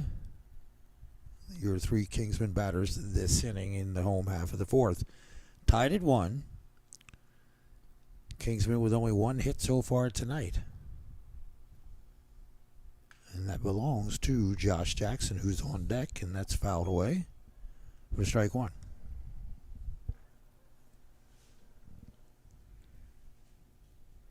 Riley Darby's been reliable for the Kingsmen so far this season. 364 at the plate. He's been good. Looks at a strike for 0-2 the count. He singled back in the first, walked back in the first, and then scored the lone Kingsman run. 0-2 offering coming up from Will Fulcher to Riley Darby, and he swats that and goes down on 3 pitches for the first out of the inning as Joe Hudak finally makes his way to the third base coaching box. That'll bring up Josh Jackson, who singled his first time up and then got himself caught. Will Fulcher's really impressed me today. You never know what you're going to get playing some of these teams. Sometimes these teams will throw their best at us. Sometimes, some of these teams will treat this as an exhibition game to throw some of their less used arms. But Sure. It seems like Fulcher and the Honeycrisps have come to play today. He's looked great. Well, that one's low and away for a ball. He is at 52 pitches on his night, so he's doing pretty good as far as pitch economy here in the fourth.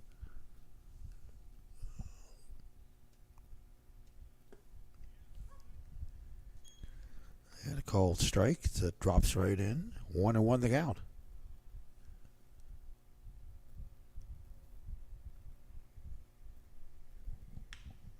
Ground ball, takes a hop at the shortstop, and the throw over to first is not in time. He had it beat either way. So an infield single for the second hit of the night for the Kingsmen, and with a one-out base runner, that'll bring on Alan Benhart. Yeah, both hits of the night credited to Jackson, and he was hustling, which made that throw a little bit harder for Parham. Ended up in the dirt to Will Kohler. Well, unable to glove it, kind of knocked it down in front of him, but I think you're right. Jackson had that just about beat either way. It would have been a bang-bang call at first had the first baseman secured it. Well, here's Alan Benhart, left-hand hitter, stepping in, grounded out to end the first. If you peek over at first as Jackson leads off, you can see both him and the first baseman shielding from the sun. Mm-hmm. We've reached that part where it's difficult to see the ball come in that direction. It's high and away for a ball. Wondering if that might have affected the ability of Will Kohler to field scoop. that Yeah, throw that's possible. from short, rather.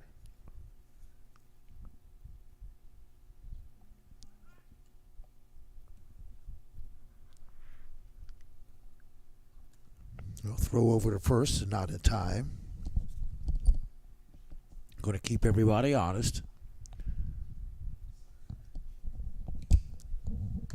Swing and a miss. 1-1 the count. So one out base runner for the Kingsmen here in the home half of the fourth. We're tied at 1.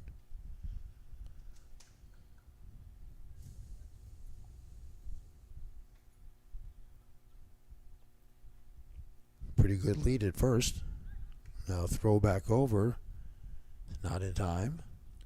It's a decent looking move from Fulcher. He kind of went sidearm to whip it over there to first. And Jackson's fast, so you're going to need a heck of a pick move to get him, but it was close. Slap foul, third base side, out of play. 1-2 the count. 1 out of the inning. We're in the bottom of the fourth. Runner on first, tied at 1. Left-hand hitting Benhart. Looking for his first hit of the night. 0 for 1 tonight. Grounded out to the third baseman to end the first. 1-2 offering. There goes the runner. Throw down to second is not in time. Stolen base and ball 2. 2-2 the count. Yeah, Jackson gets the stolen base this time after he was gunned down at second back in the first inning. Had a better jump. That he did. So Big Tex will step back in.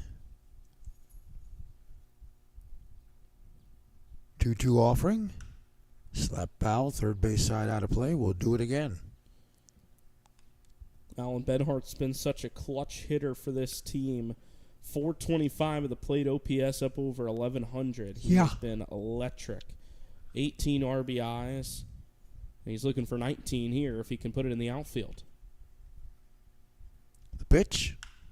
Ground ball down the first base line. That'll be fair, and that will bring in a run. Yeah, that'll do it. Rounding first, he'll pull into second when he's going to come around second. He's going to go to third. The throw Slides, he's safe with a triple and an RBI, and the Kingsmen go back up 2-1. He never hesitated, Griff. He just, from the time he came out of that batter's box, I think he had third base in his mind. He just kept motoring. Well, in our view of the right field corner is shielded by a couple of the trees here at York, as we've talked about. So I couldn't quite tell how close the right fielder was to securing that baseball. But you're right, Tex never slowed down, hustled down to third base, and he has his second triple of the season. He's got 2 of their 3. Mm-hmm. So here now is Brady Yarborough with a man on third, some insurance. He squares the button. That's a dandy. Third baseman scoops it up, throws over to first, and it kicks him off the bag, but he comes down with it, but a run will score for the second out of the inning. Brady with the sacrifice bunt. Well, and it was kind of a safety squeeze. I don't believe, I'll have to watch it one more time, but I do not think Benhart was stealing on the play. Mm. But he did get a good enough jump that he was able to score. And you're right, that throw almost pulled the runner off the bag, and that would have been, or rather the first baseman off the bag, and that would have been a disaster. So Kingsmen go up now 3-1. And first pitch to Mason Ritzma is low and away for a ball. Left-hand hitter stepping in with Davis Anders on deck. So the Kingsmen with a little sunlight here in the fourth. Take a 3-1 lead, and the called strike evens the count at 1-1. We're back with you tomorrow night, 6:15 pregame, 6:30 first pitch, as the Catawba Valley Stars return to the friendly confines of York Comprehensive High School. 2-1 the count. And then Griff and the boys are headed for the Outer Banks in North Carolina Friday night. 3-1 the count. I think if I'm Coach Hudak, I have him taken and make him throw a strike.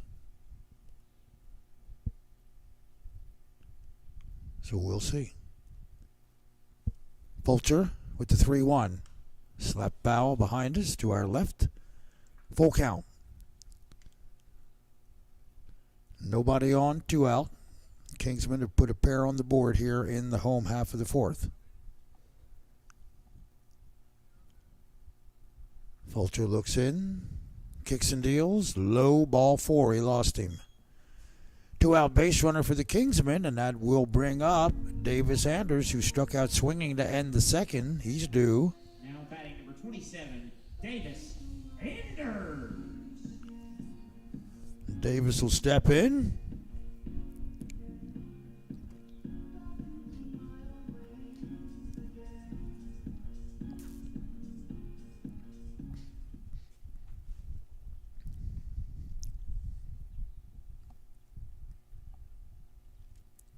Short lead at first. The pitch, outside corner, called strike to Davis Anders.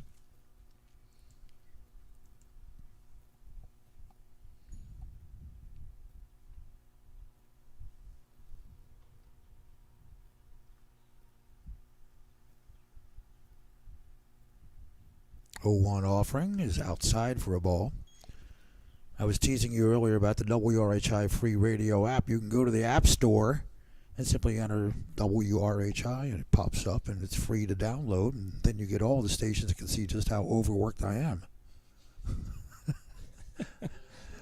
Sure. Seth, go ahead, tell him. You've seen it firsthand. And that's just one night out of the week. 2-1 to count. You're normally a mornings guy, aren't you? Well, I have been, yeah, for a lot of years. But, you know, on those Fridays in the fall, I'll go home and take a nap and then go back for another 8 hours and then recover from it all on Saturday when I get a building to myself. Wanted to mention that pick play was very close at first. The pitcher, Fulcher, actually started walking to the dugout, and safe was the call to keep the inning going. 2-1 the count. Swing and a miss. Chase the pitch outside there. That'll even it. 2 balls and 2 strikes. Now Anders will look down at third base coach Joe Hudak. Runner on first. 3-1 our score. Kingsmen in front. 2-2 offering on the way from Fulcher. Breaking ball is high, full count. 72 pitches now for Will Fulcher.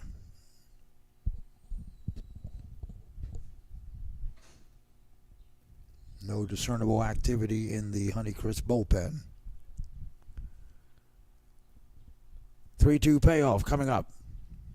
There goes the runner, swing and a miss, and that'll do it for the inning. And the Kingsmen managed to put a pair on the board, take a 3-1 lead as we move to the top of the fifth. So, 2 runs, 2 hits, no errors, a man left. We've played 4. Kingsmen with a 3-1 lead on the Kingsmen Baseball Network. And we're back with breaking news. The new Coke Zero Sugar might be the best Coke ever. That's right, Jim. With an improved taste and 0 calories, make sure... Jim. Ooh, yes, this tastes like the best Coke ever to me. We're on the air. I need to try it first. With zero sugar and now even more delicious, is the new Coca-Cola Zero Sugar the best Coke ever? Find out for yourself. Distributed by Rock Hill Coca-Cola Bottling Company.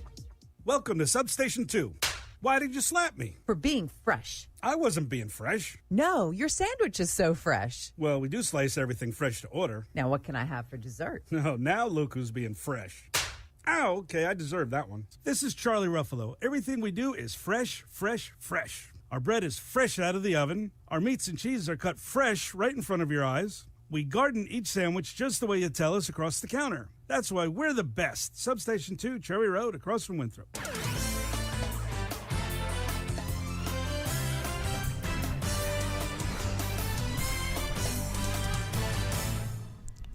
Well, Kingsmen with a 3-1 lead in front of the hometown crowd here tonight at York Comprehensive High School. As we make our way to the top of the 5th inning, it'll be the bottom of the order, Jared Metcalf, and then the top of the order with Cannon Jones and Julian Lewis. For the Honeycrisps is Ben France. We await the return. Here he comes now out of the dugout. Yeah, we'll have a little bit of a delay to this 5th inning. In fact, I think they got tired of waiting for Mason Ritzma, so we see Nick Osborne walk out to catch a few pitches of Francis. Ritzma was on first base when that inning ended, so they're going to, of course, try to allow him as much time to put on the gear as possible. But, of course, that means that we have to find a couple minutes of air to fill. Well, what's beautiful about this as a former high school catcher, you take advantage of those moments where you've got that extra second or two to put that stuff back on. And again, you know, we mentioned at the start of the game tonight, back at around 6:37, when first pitch was thrown, we were at 95 degrees here in York, South Carolina. But just so you know, it's only dropped about 5. We're at a cool, comfortable 91 now as we head to the top of the 5th inning.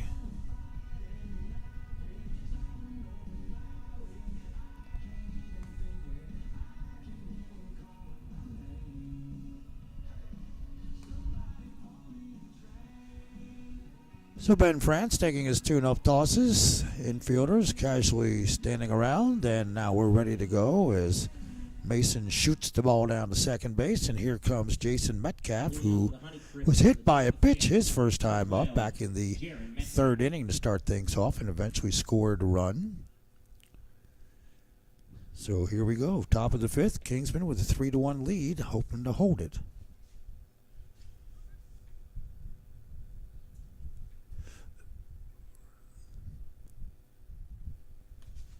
Outside corner, called strike. Honeycrisps first base coach has the same idea as you, Griffin. He's out there with the red shirt and the shorts. Looks like he's headed for the beach. I like the hat. Ground ball, first baseman is up with it. He'll run to the bag, and there's the first out of the inning unassisted for Davis Anders. And that'll take us to the top of the order, and Cannon Jones, who is 0 for 1 tonight, has walked back in the first, and then the sacrifice bunt, or the bunt got him tossed there. Got on, and then got himself forced at second. Let me state the record. So Jones steps in.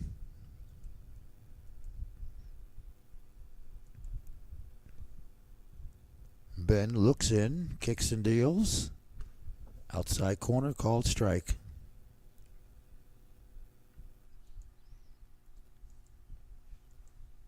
Nobody on, one out, top of the fifth. Kingsmen with a 3-1 lead.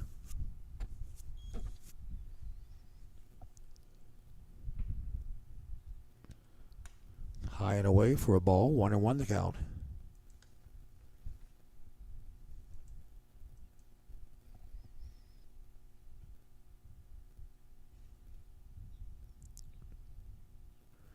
Ben now in his second full inning of relief. Came in to retire the last man in the third. At a 1-2-3 fourth. And there's a called strike. 1-2 the count. With one out here in the top of the fifth. So Ben France has just been on cruise control.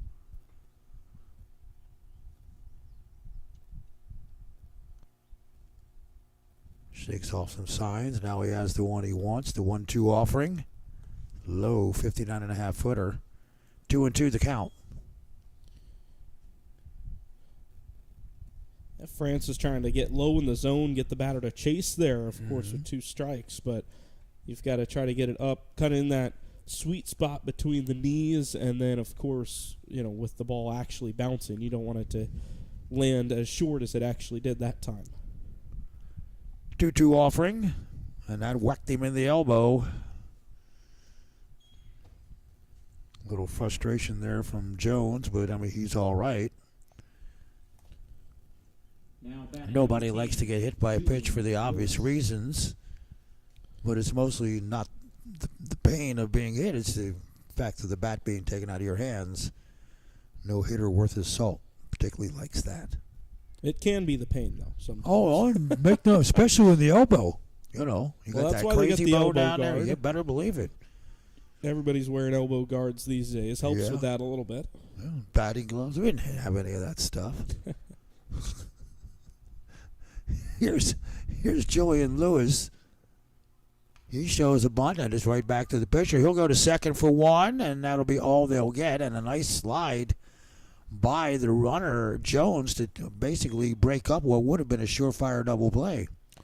So fielder's choice is how we'll score that. And then, of course, the force out at second, you can score that 1-4. Yeah, a massive shout-out to France on that play. He gets the bunt back to him, and he has the wherewithal to, rather than just take the easy out, he goes to second base because of how quickly he fielded that baseball. So they get the lead runner, keep a man out of scoring position, and that bunt essentially is worthless for Hendersonville. So Lewis with a pretty good lead at first. That was going to be just missing outside to Aiden Hines for ball 1. Aiden tonight is struck out swinging and grounded out to the second baseman. He's 0 for 2. Runner at first. We got 2 outs in the inning. Ben France taking his time now, looking in, checks the runner, throws over to first, but is not in time.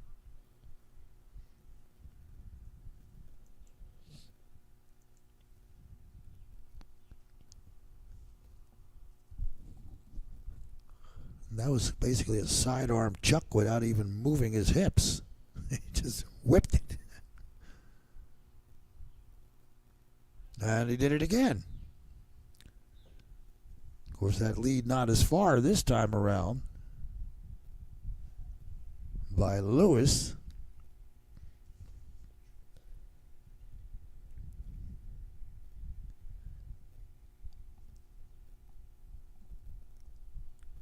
Ben will set at the belt. 1-0 offering coming up. The pitch. Swing and a miss. Strike 1. 1-1 the count. This has been some big work for France coming out of the pen. This is exactly what the Kingsmen needed. Of course, still some work to do here with 2 down. Sure. But to come in the third, get out of that bases-loaded jam, and he's looked in complete control. It's almost a completely different pitcher than what we saw when he's out there in a start. Yeah. Ben France out of the bullpen is electric. Oh, no question. 1-1 offering, but first a throw back to first because the runner is not dirty enough yet. But he's getting there. Look at those pants. Those pants were white. I think they're going to need to run through the wall. I was going to say they were white at the beginning of the game. They're more like an orange now on the infield third. 1-1 offering coming up to Hines. Outside corner, called strike. Sweetheart of a pitch. Ben France just seems to have it all going on tonight.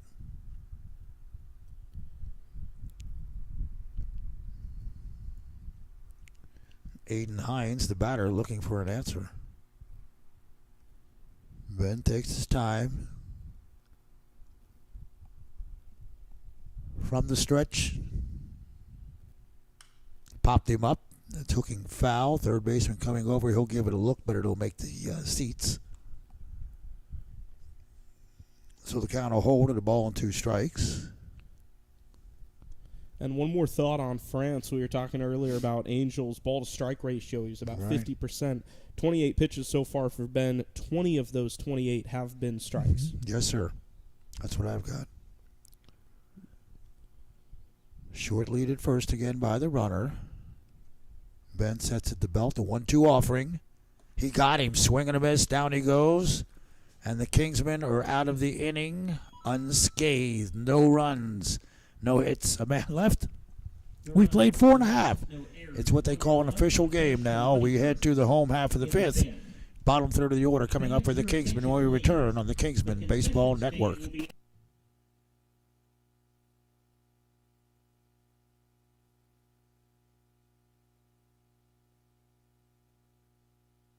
Attention fans.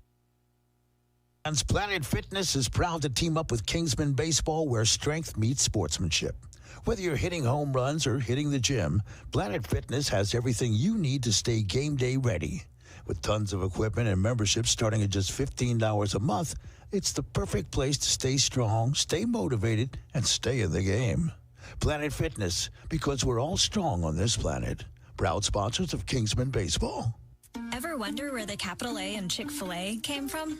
It started with grade A, top quality chicken. But we believed everything, not just the food, should be grade A. A is for all the little things we do to bring you our best every day. To me, the A in Chick-fil-A is a smile. I want to give the guests a little encouragement, maybe just a little joke that makes them laugh when they come through the drive-thru. Visit Chick-fil-A on Cherry Road in Rock Hill today. Proud supporter of Kingsmen Baseball.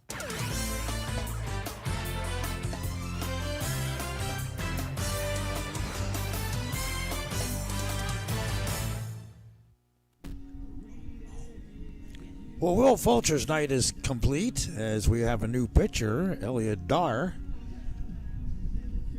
for the Honeycrisp.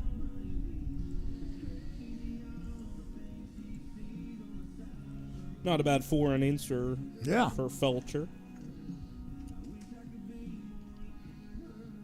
And you're still in the game. I mean, it's only a 2-run game.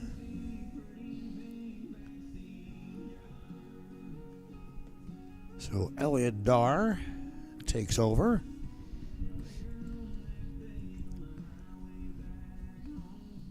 Will Fulcher tonight works 4 complete innings, gives up 3 runs, of which were earned on 3 hits. He walks 3, but strikes out 7.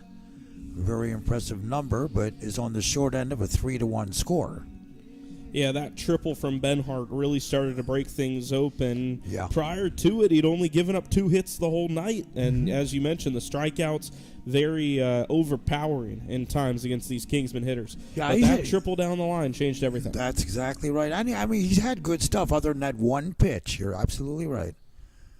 Couple that with a sacrifice bunt, a hitter later, and the Kingsmen have that 2-run lead that you mentioned. Tristan Harless. So Tristan Harless has started off, followed by Christian Burney and Gino Lazzari. Here in the home half of the 5th inning, Kingsman with a 3-1 lead as Harless prepares to step in, left-hand side of the dish.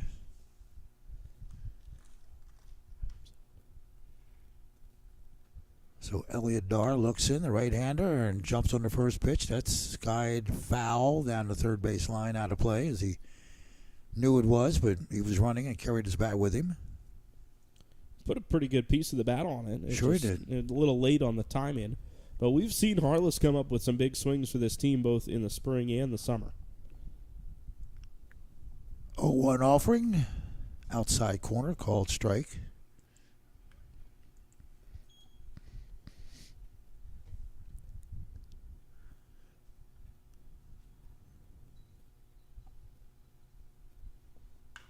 Ground ball, first baseman knocks it down, picks it up. He'll go to the bag unassisted for the first out of the inning, and that'll bring on Christian Burney.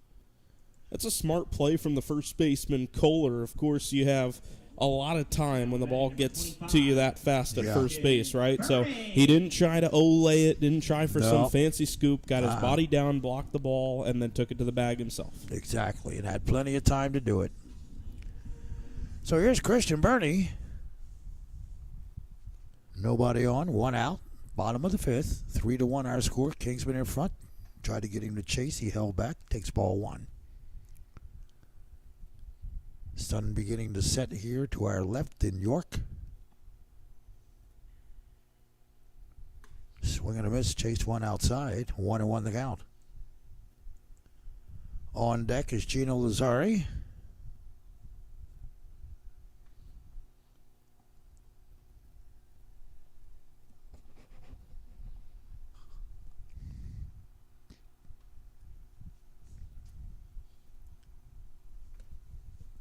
Kind of a breaking ball that just rode inside for a ball. 2-1 the count. Boy, look a swing and a miss. He got him to chase one. 2-2 the count.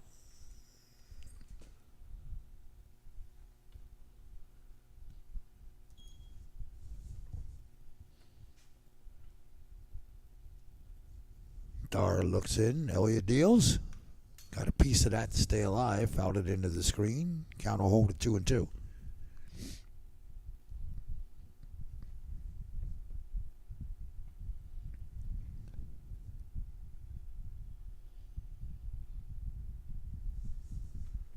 Swing and a miss. Got him. Catcher dropped it, but picks it up, throws down the first. It is in time. Catcher took a long time. He sure did. Burney almost got down to first base. So 2 outs in the inning, and here is Gino Lazzari. Now batting number 7, Gino Lazzari.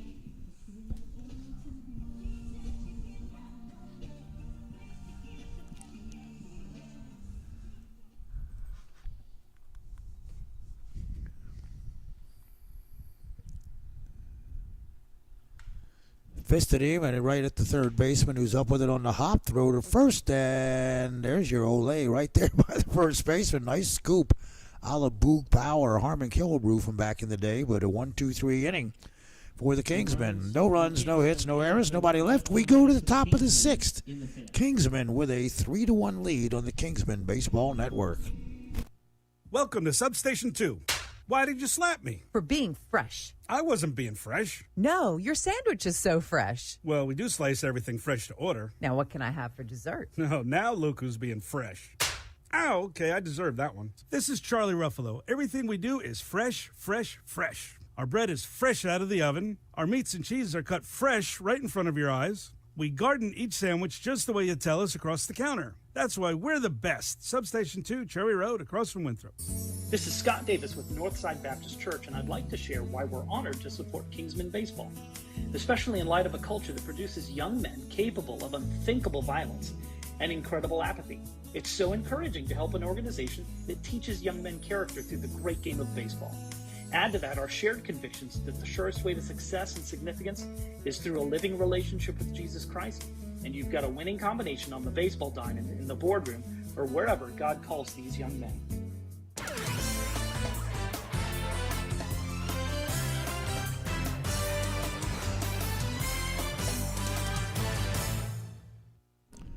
Well, we're just breezing right along here in York on the Kingsman, Baseball Network. Don't jinx it. No.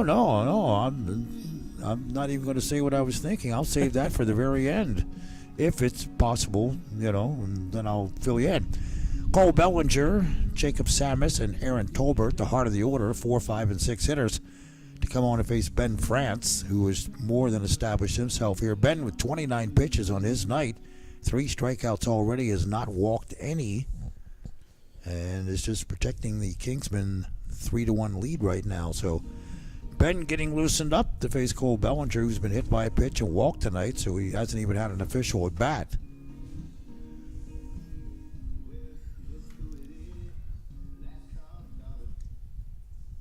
Leading off for the Honeycrisps in the top of the 6th, Number 43, Cole Bellinger.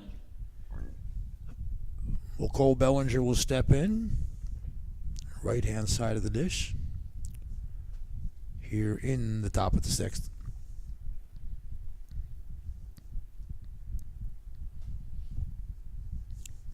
France looks in, the tall right-hander, kicks and deals. Strike one down the heart of the plate. And alluding back to what we were talking about earlier, Ben France has filled up the zone considerably, only 8 balls to 22 strikes. He's only thrown 30 pitches through 2 1/3 innings, and that's a big reason why. There's a fly ball out to right field. That'll get down for a base hit. Little Texas leaguer. So leadoff man is aboard. And that'll bring on Jacob Semmes, the potential tying run. Well, and that's the downside. When you put it over the Yeah. plate, it is hittable. But I think the way France has been dealing, a lot of those soft contact swings are going to be caught more often than not. Oh, yeah. Now, we're not talking about a streaking base hit there by any stretch of the imagination. A Texas leaguer, a bloop single. Now, France will step off the mound. He'll go through a host of new signs.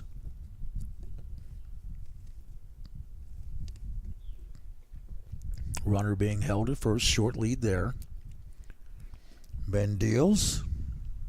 And the ball, and there goes the runner down to second. He couldn't find it, so pass ball, and ball one.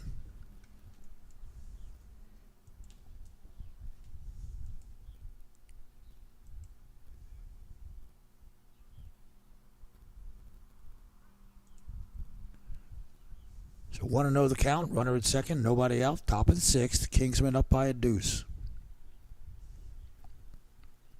And the lights have come on. Outside corner, clipped it for a strike. 1-1 the count.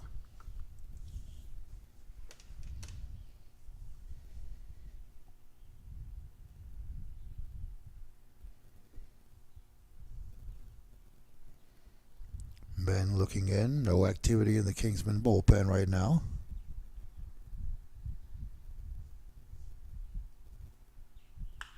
Ground ball. Third baseman is up with it. Tries to look the runner back. Throws to first and gets the out as the runner will move down to third.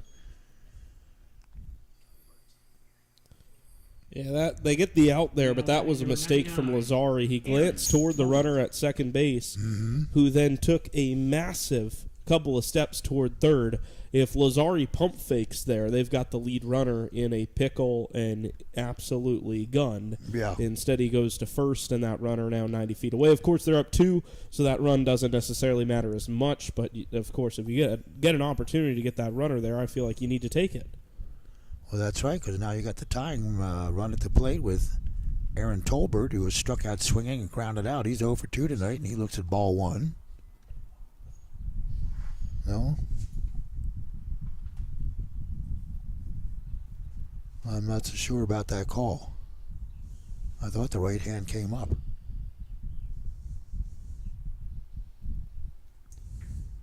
A runner at third. Popped up. Foul back behind the plate toward us. Out of play. As you just heard. Got the count as 1-1. Okay, I'll go with that.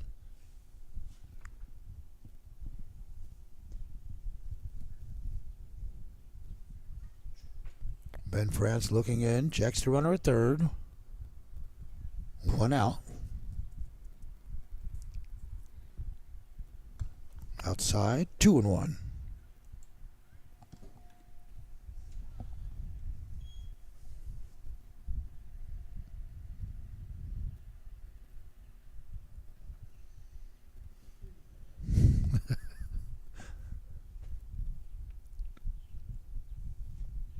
Ben has his sign now.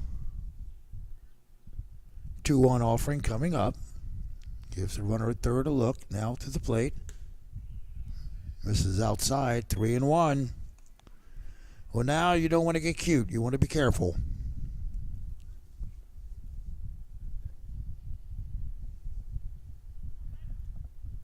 don't want to wake these guys.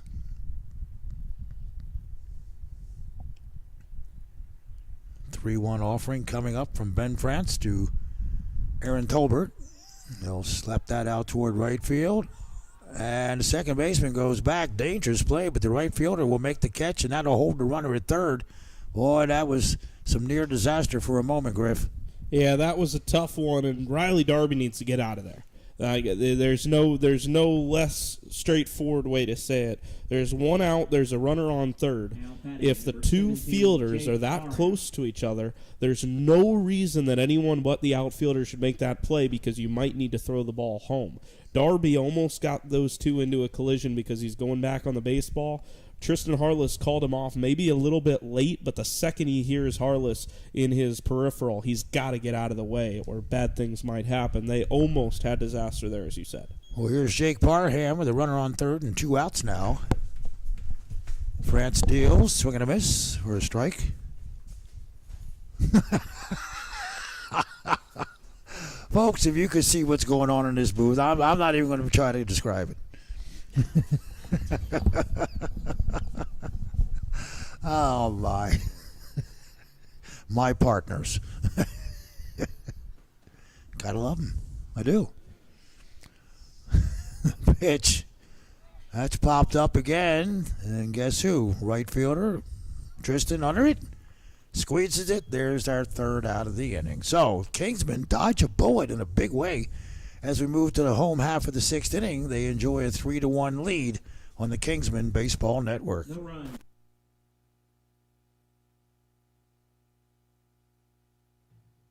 Ever wonder where the capital A in Chick-fil-A came from? It started with grade A, top quality chicken. But we believed everything, not just the food, should be grade A. A is for all the little things we do to bring you our best every day.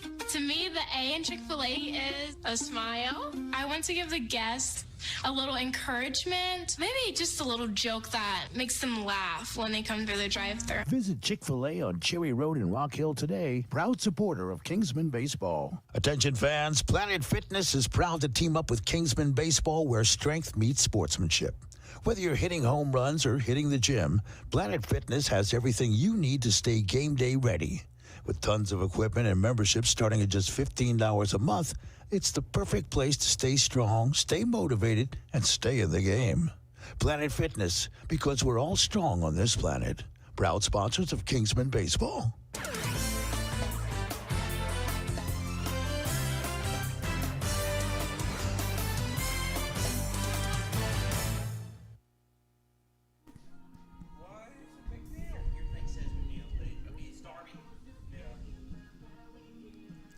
Well, we go to the home half of the sixth. It'll be the top of the order. Caden McNeil, Riley Darby, and Josh Jackson for the Kingsmen to face Elliot Dar, who enters his second inning of relief. Dar, the big right-hander. The home plate umpire wetting his whistle, and understandably so. The lights are on here in York. And we head to the bottom of the sixth. Coach Hudak, he's making his way back to the third base coaching box. Son Preston coaching first tonight.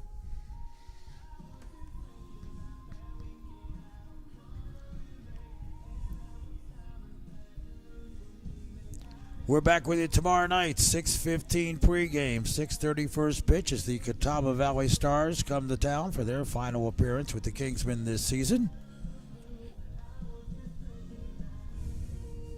And then, of course, Griff and the boys will be headed to the Outer Banks of North Carolina on Friday night. Attention, please. Now pitching for Honeycrisps number 37, Gavin Hug. Well, we have a new pitcher for the Honeycrisps, Gavin Hogan. Leading off the Kingsmen. The can got stuck in my throat. It's all good. Neil.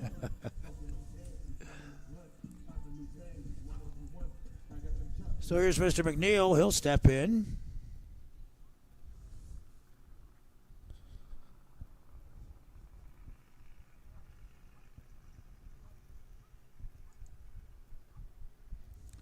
Gavin Hogan takes over and deals inside for a ball. Nearly clipped him, but not quite.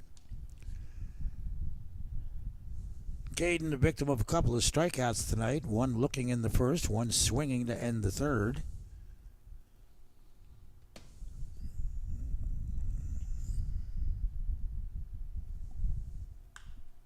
Slaps that one, pops it up behind the bag at second. Shortstop coming over into right center, and he'll make the play as everybody was converging. But again, as Griffin mentioned earlier, that communication out there, very important. Now batting, number 34, Riley Darby. So here's Riley Darby, who has walked, scored a run, and struck out swinging tonight. 0 for 1 officially. Steps in left-hand side of the plate to face the right-hander Hogan. Nice breaking ball, called strike.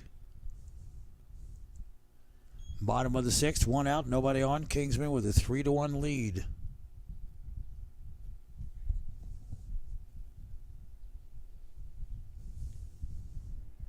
Slapped down the third baseline, foul, out of play. 0-2 the count. Waiting on deck is Josh Jackson, who's had a big night tonight.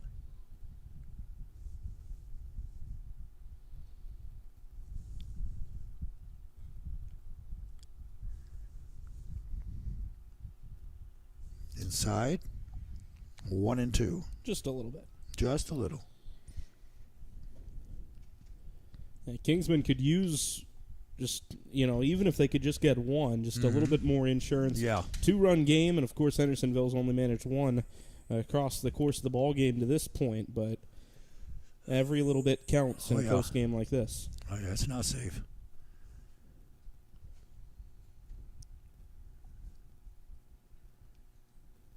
One-two offering coming up to Riley, and he'll take ball 2.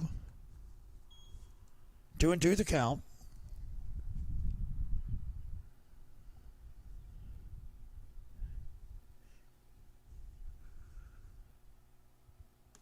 Outside, ran it full.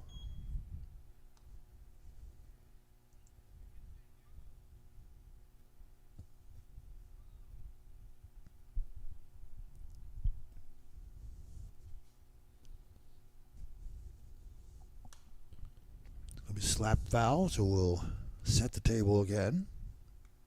And we've sung Riley's praises on this point a little bit in the past, but I'll bring it up again. He's a very good 2-strike hitter, able to foul balls off and really make the pitcher work. There's a couple of guys on this team that are really good at that.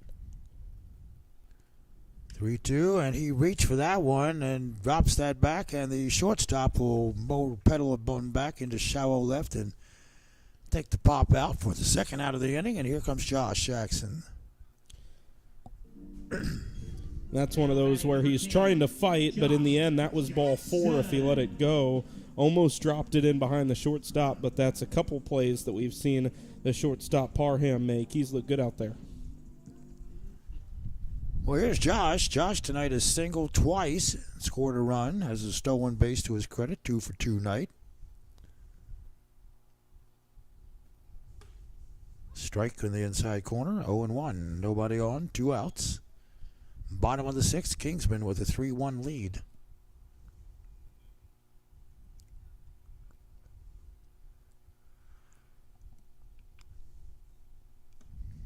Misses inside, 1-1.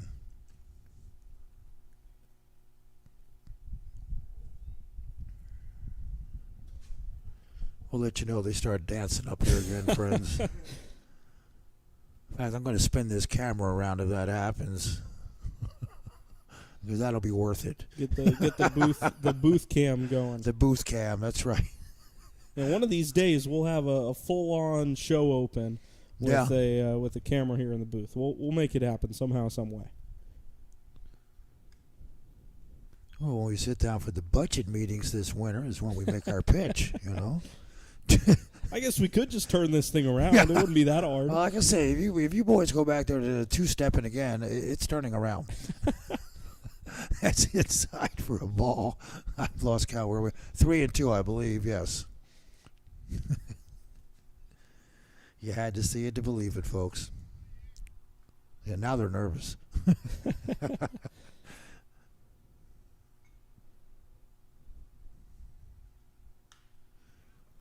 that's slapped the foul out of play. And the battle commences between Josh Jackson and Gavin Hogan. Fresh baseball for Mr. Hogan.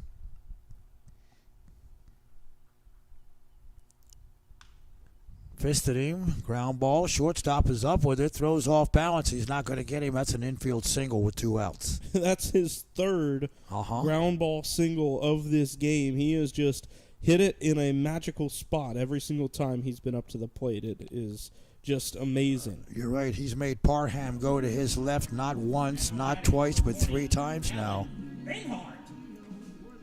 So here's Big Tex.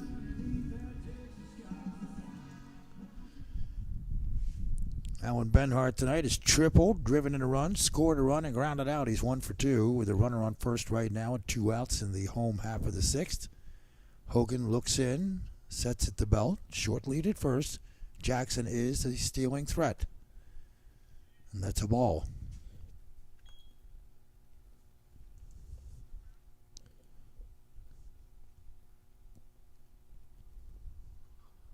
We'll see what strategy Coach Hudak employs with 2 outs here. Oh, that's nice. Throw over first.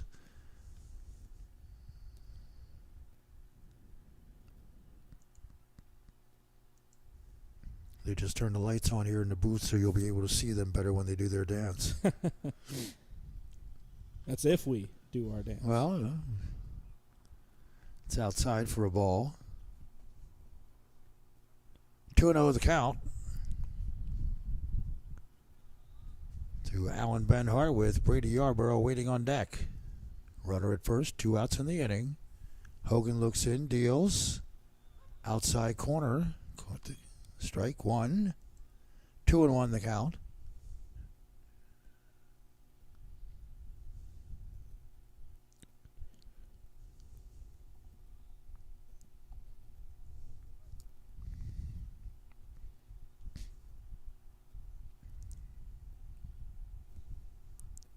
Hogan looks in, takes his time, throws over to first, which is not in time.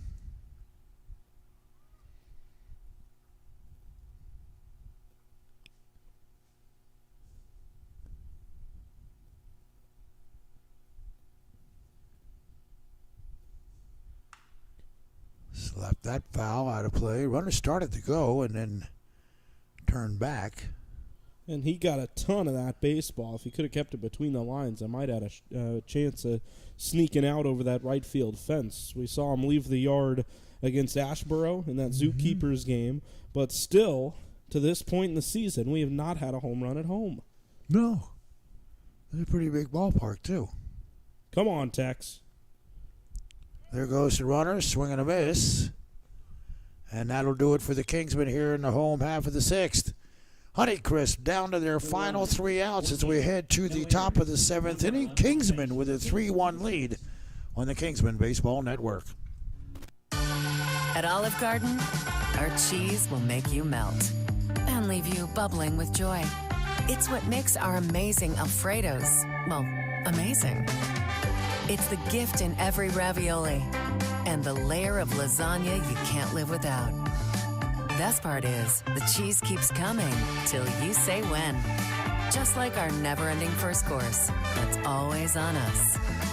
Olive Garden, we're all family here. There's always time in the morning, always time at night. Always time for simple pleasure, sunshine and moonlight. Always time for refreshment when you're on the run. And when it's time for fun, there's always Coca-Cola. Yeah. Coca-Cola. Always Coca-Cola. Distributed by Rock Hill Coca-Cola.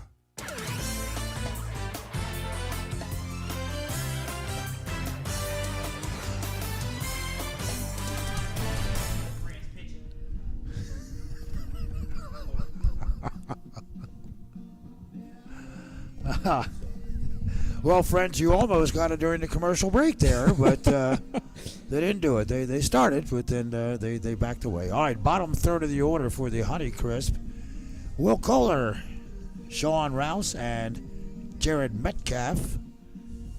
8, 9, and 10 hitters for the Honeycrisp as the Kingsmen 3 outs away from win number 10 of the season. 3-1 here at York and 1-0 over in Santa Clara. Okay. I like Santa Clara. Yeah. Beautiful place. Grew up right down the way from there. Really? Yeah. I didn't know that. Grew up in San Jose. Okay. I know San Jose real well.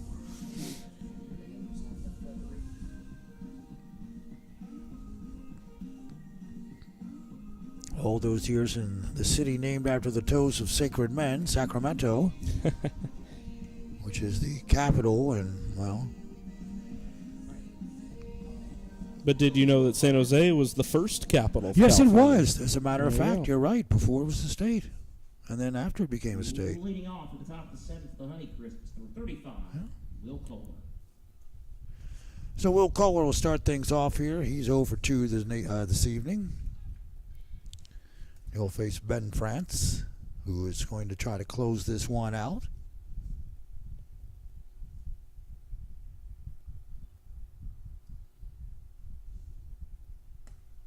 Nice breaking ball, called strike.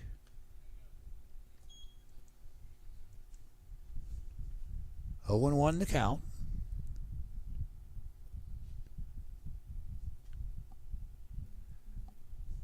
Ben taking his time. Well, that's a ball, although it looked pretty good from this angle.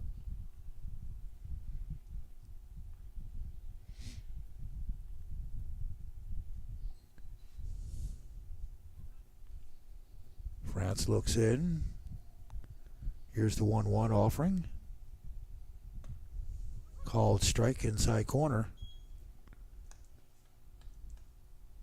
1-2 the count.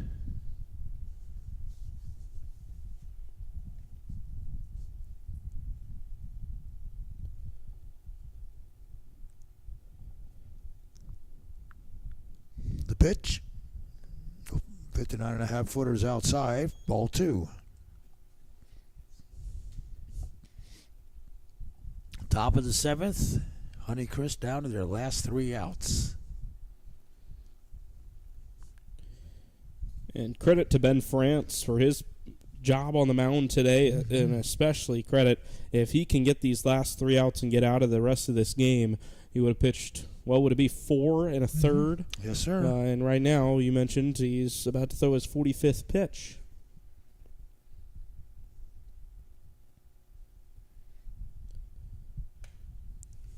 Another pitch behind the batter. We've seen a lot of those on both sides tonight. Full count.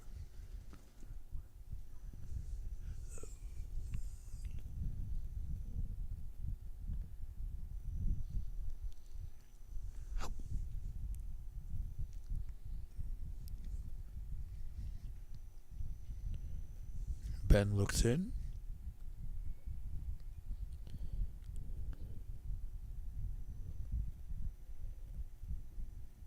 The pitch. Got a piece of it stay alive. I think any less than that would have stayed in the glove of Ritzma. It was just enough from Kohler.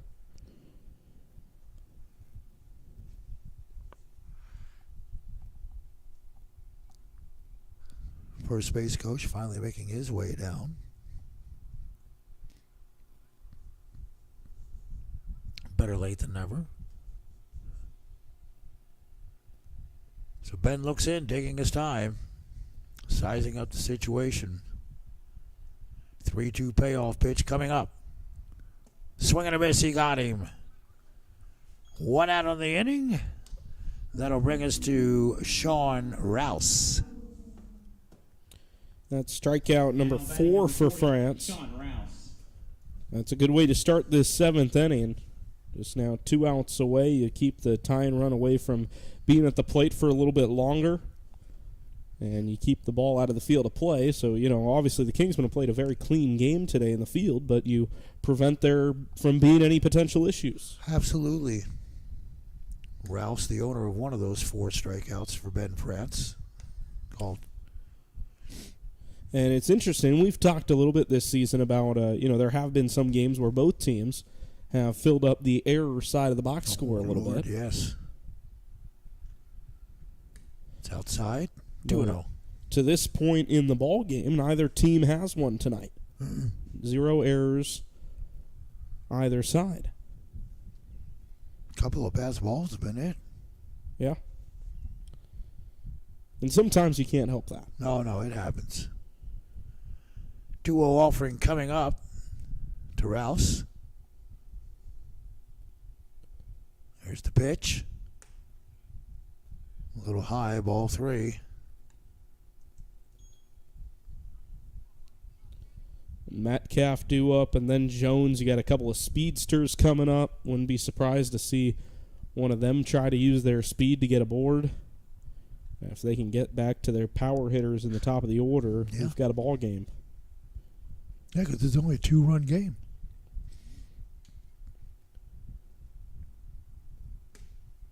Called strike. 3-1 the count. This will put the pressure back on the batter.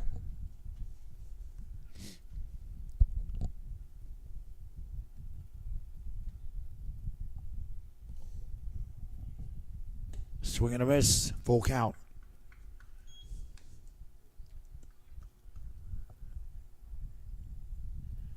Waiting on deck is Jared Metcalf, the center fielder.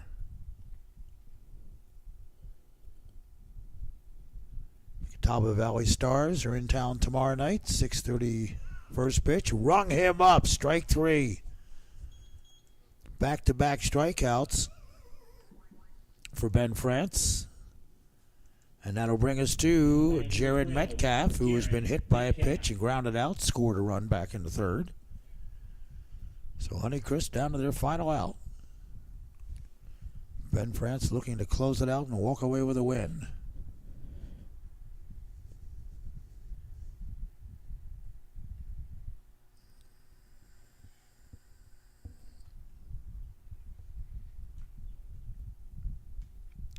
Fred's taking his time.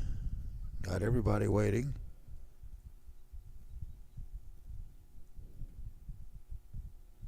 Ben looks in, kicks and deals. This is inside for a ball. 1-0 the count. Top of the order waiting on deck with Cannon Jones. And it only gets more dangerous from there.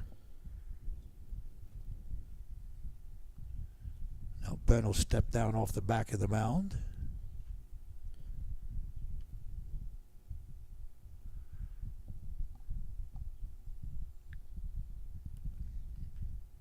.1-0 offering coming up.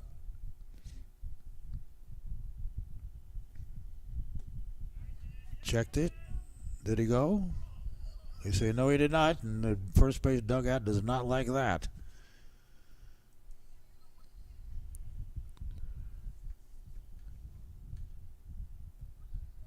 .2-0 the count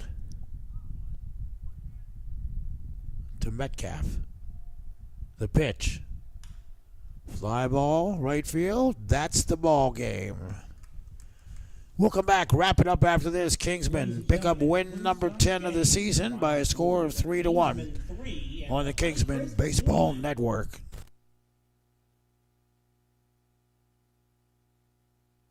Let's kick back for the moment. Toss all your worries in the air, 'cause you forget them when you're there. Let's go out back tonight. Let go of the day. Go out back tonight. But the steak is thick and juicy. The shrimp is grilled and sweet. The chicken, tender. Your only worry is which to choose. Let's go out back tonight. Tonight, let go. Like we'll still be there tomorrow. Go out back. Attention fans, Planet Fitness is proud to team up with Kingsmen Baseball, where strength meets sportsmanship. Whether you're hitting home runs or hitting the gym, Planet Fitness has everything you need to stay game day ready. With tons of equipment and memberships starting at just $15 a month, it's the perfect place to stay strong, stay motivated, and stay in the game. Planet Fitness, because we're all strong on this planet. Proud sponsors of Kingsmen Baseball.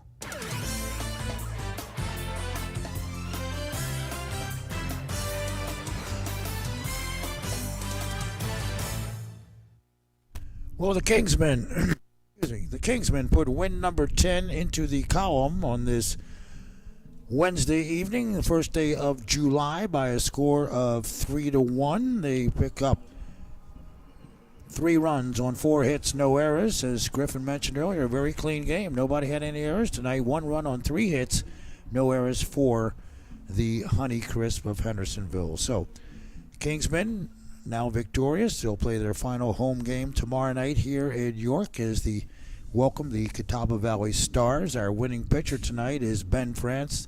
He goes 4 1/3, gives up a hit, no runs, doesn't walk any, and he strikes out 5. Losing pitcher is Elliot Dar, who came in for an inning, and let's back up. Losing pitcher is Will Fulcher, who worked 4 innings, giving up 3 runs that were earned on 3 hits, walking 3, and striking out 7. This game took 2 hours and 23 minutes to play, and we'll get together and do it again tomorrow night, partner. Yeah, sounds good to me. You talk about a defensive battle. 4 hits for the Kingsmen, 3 for the Honeycrisps. These teams got in and got out, and the Kingsmen get out with a W.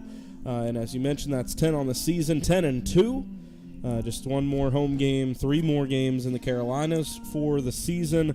And as we kind of hit our home stretch, so to speak, every win feels even better, and I know this one will feel good. The bats weren't as electric as we've seen them in the past for some of these games, but I think overall this was maybe one of the cleanest games, if not the cleanest, that the team played overall. I agree, and Ben France, just a lights-out yeoman's performance tonight, coming in out of the bullpen and just doing a yeoman's job to stay on the same topic there, and he walks away with a win, and a big win it is, number 10 of the season for the Kingsmen. So tomorrow night, 6:15 pregame, we'll welcome the Catawba Valley Stars to York Comprehensive High School in Cougar Field, and of course, first pitch will come your way at around 6:30. For Seth Thieves, Griffin Leonard, I'm Stephen Stone. We hope if you've enjoyed the broadcast, I know you like the outcome of this one. Kingsmen with win number 10 on the season, the summer season that is, by a score of 3-1. Until then, I'm Stephen Stone. Good night, everyone.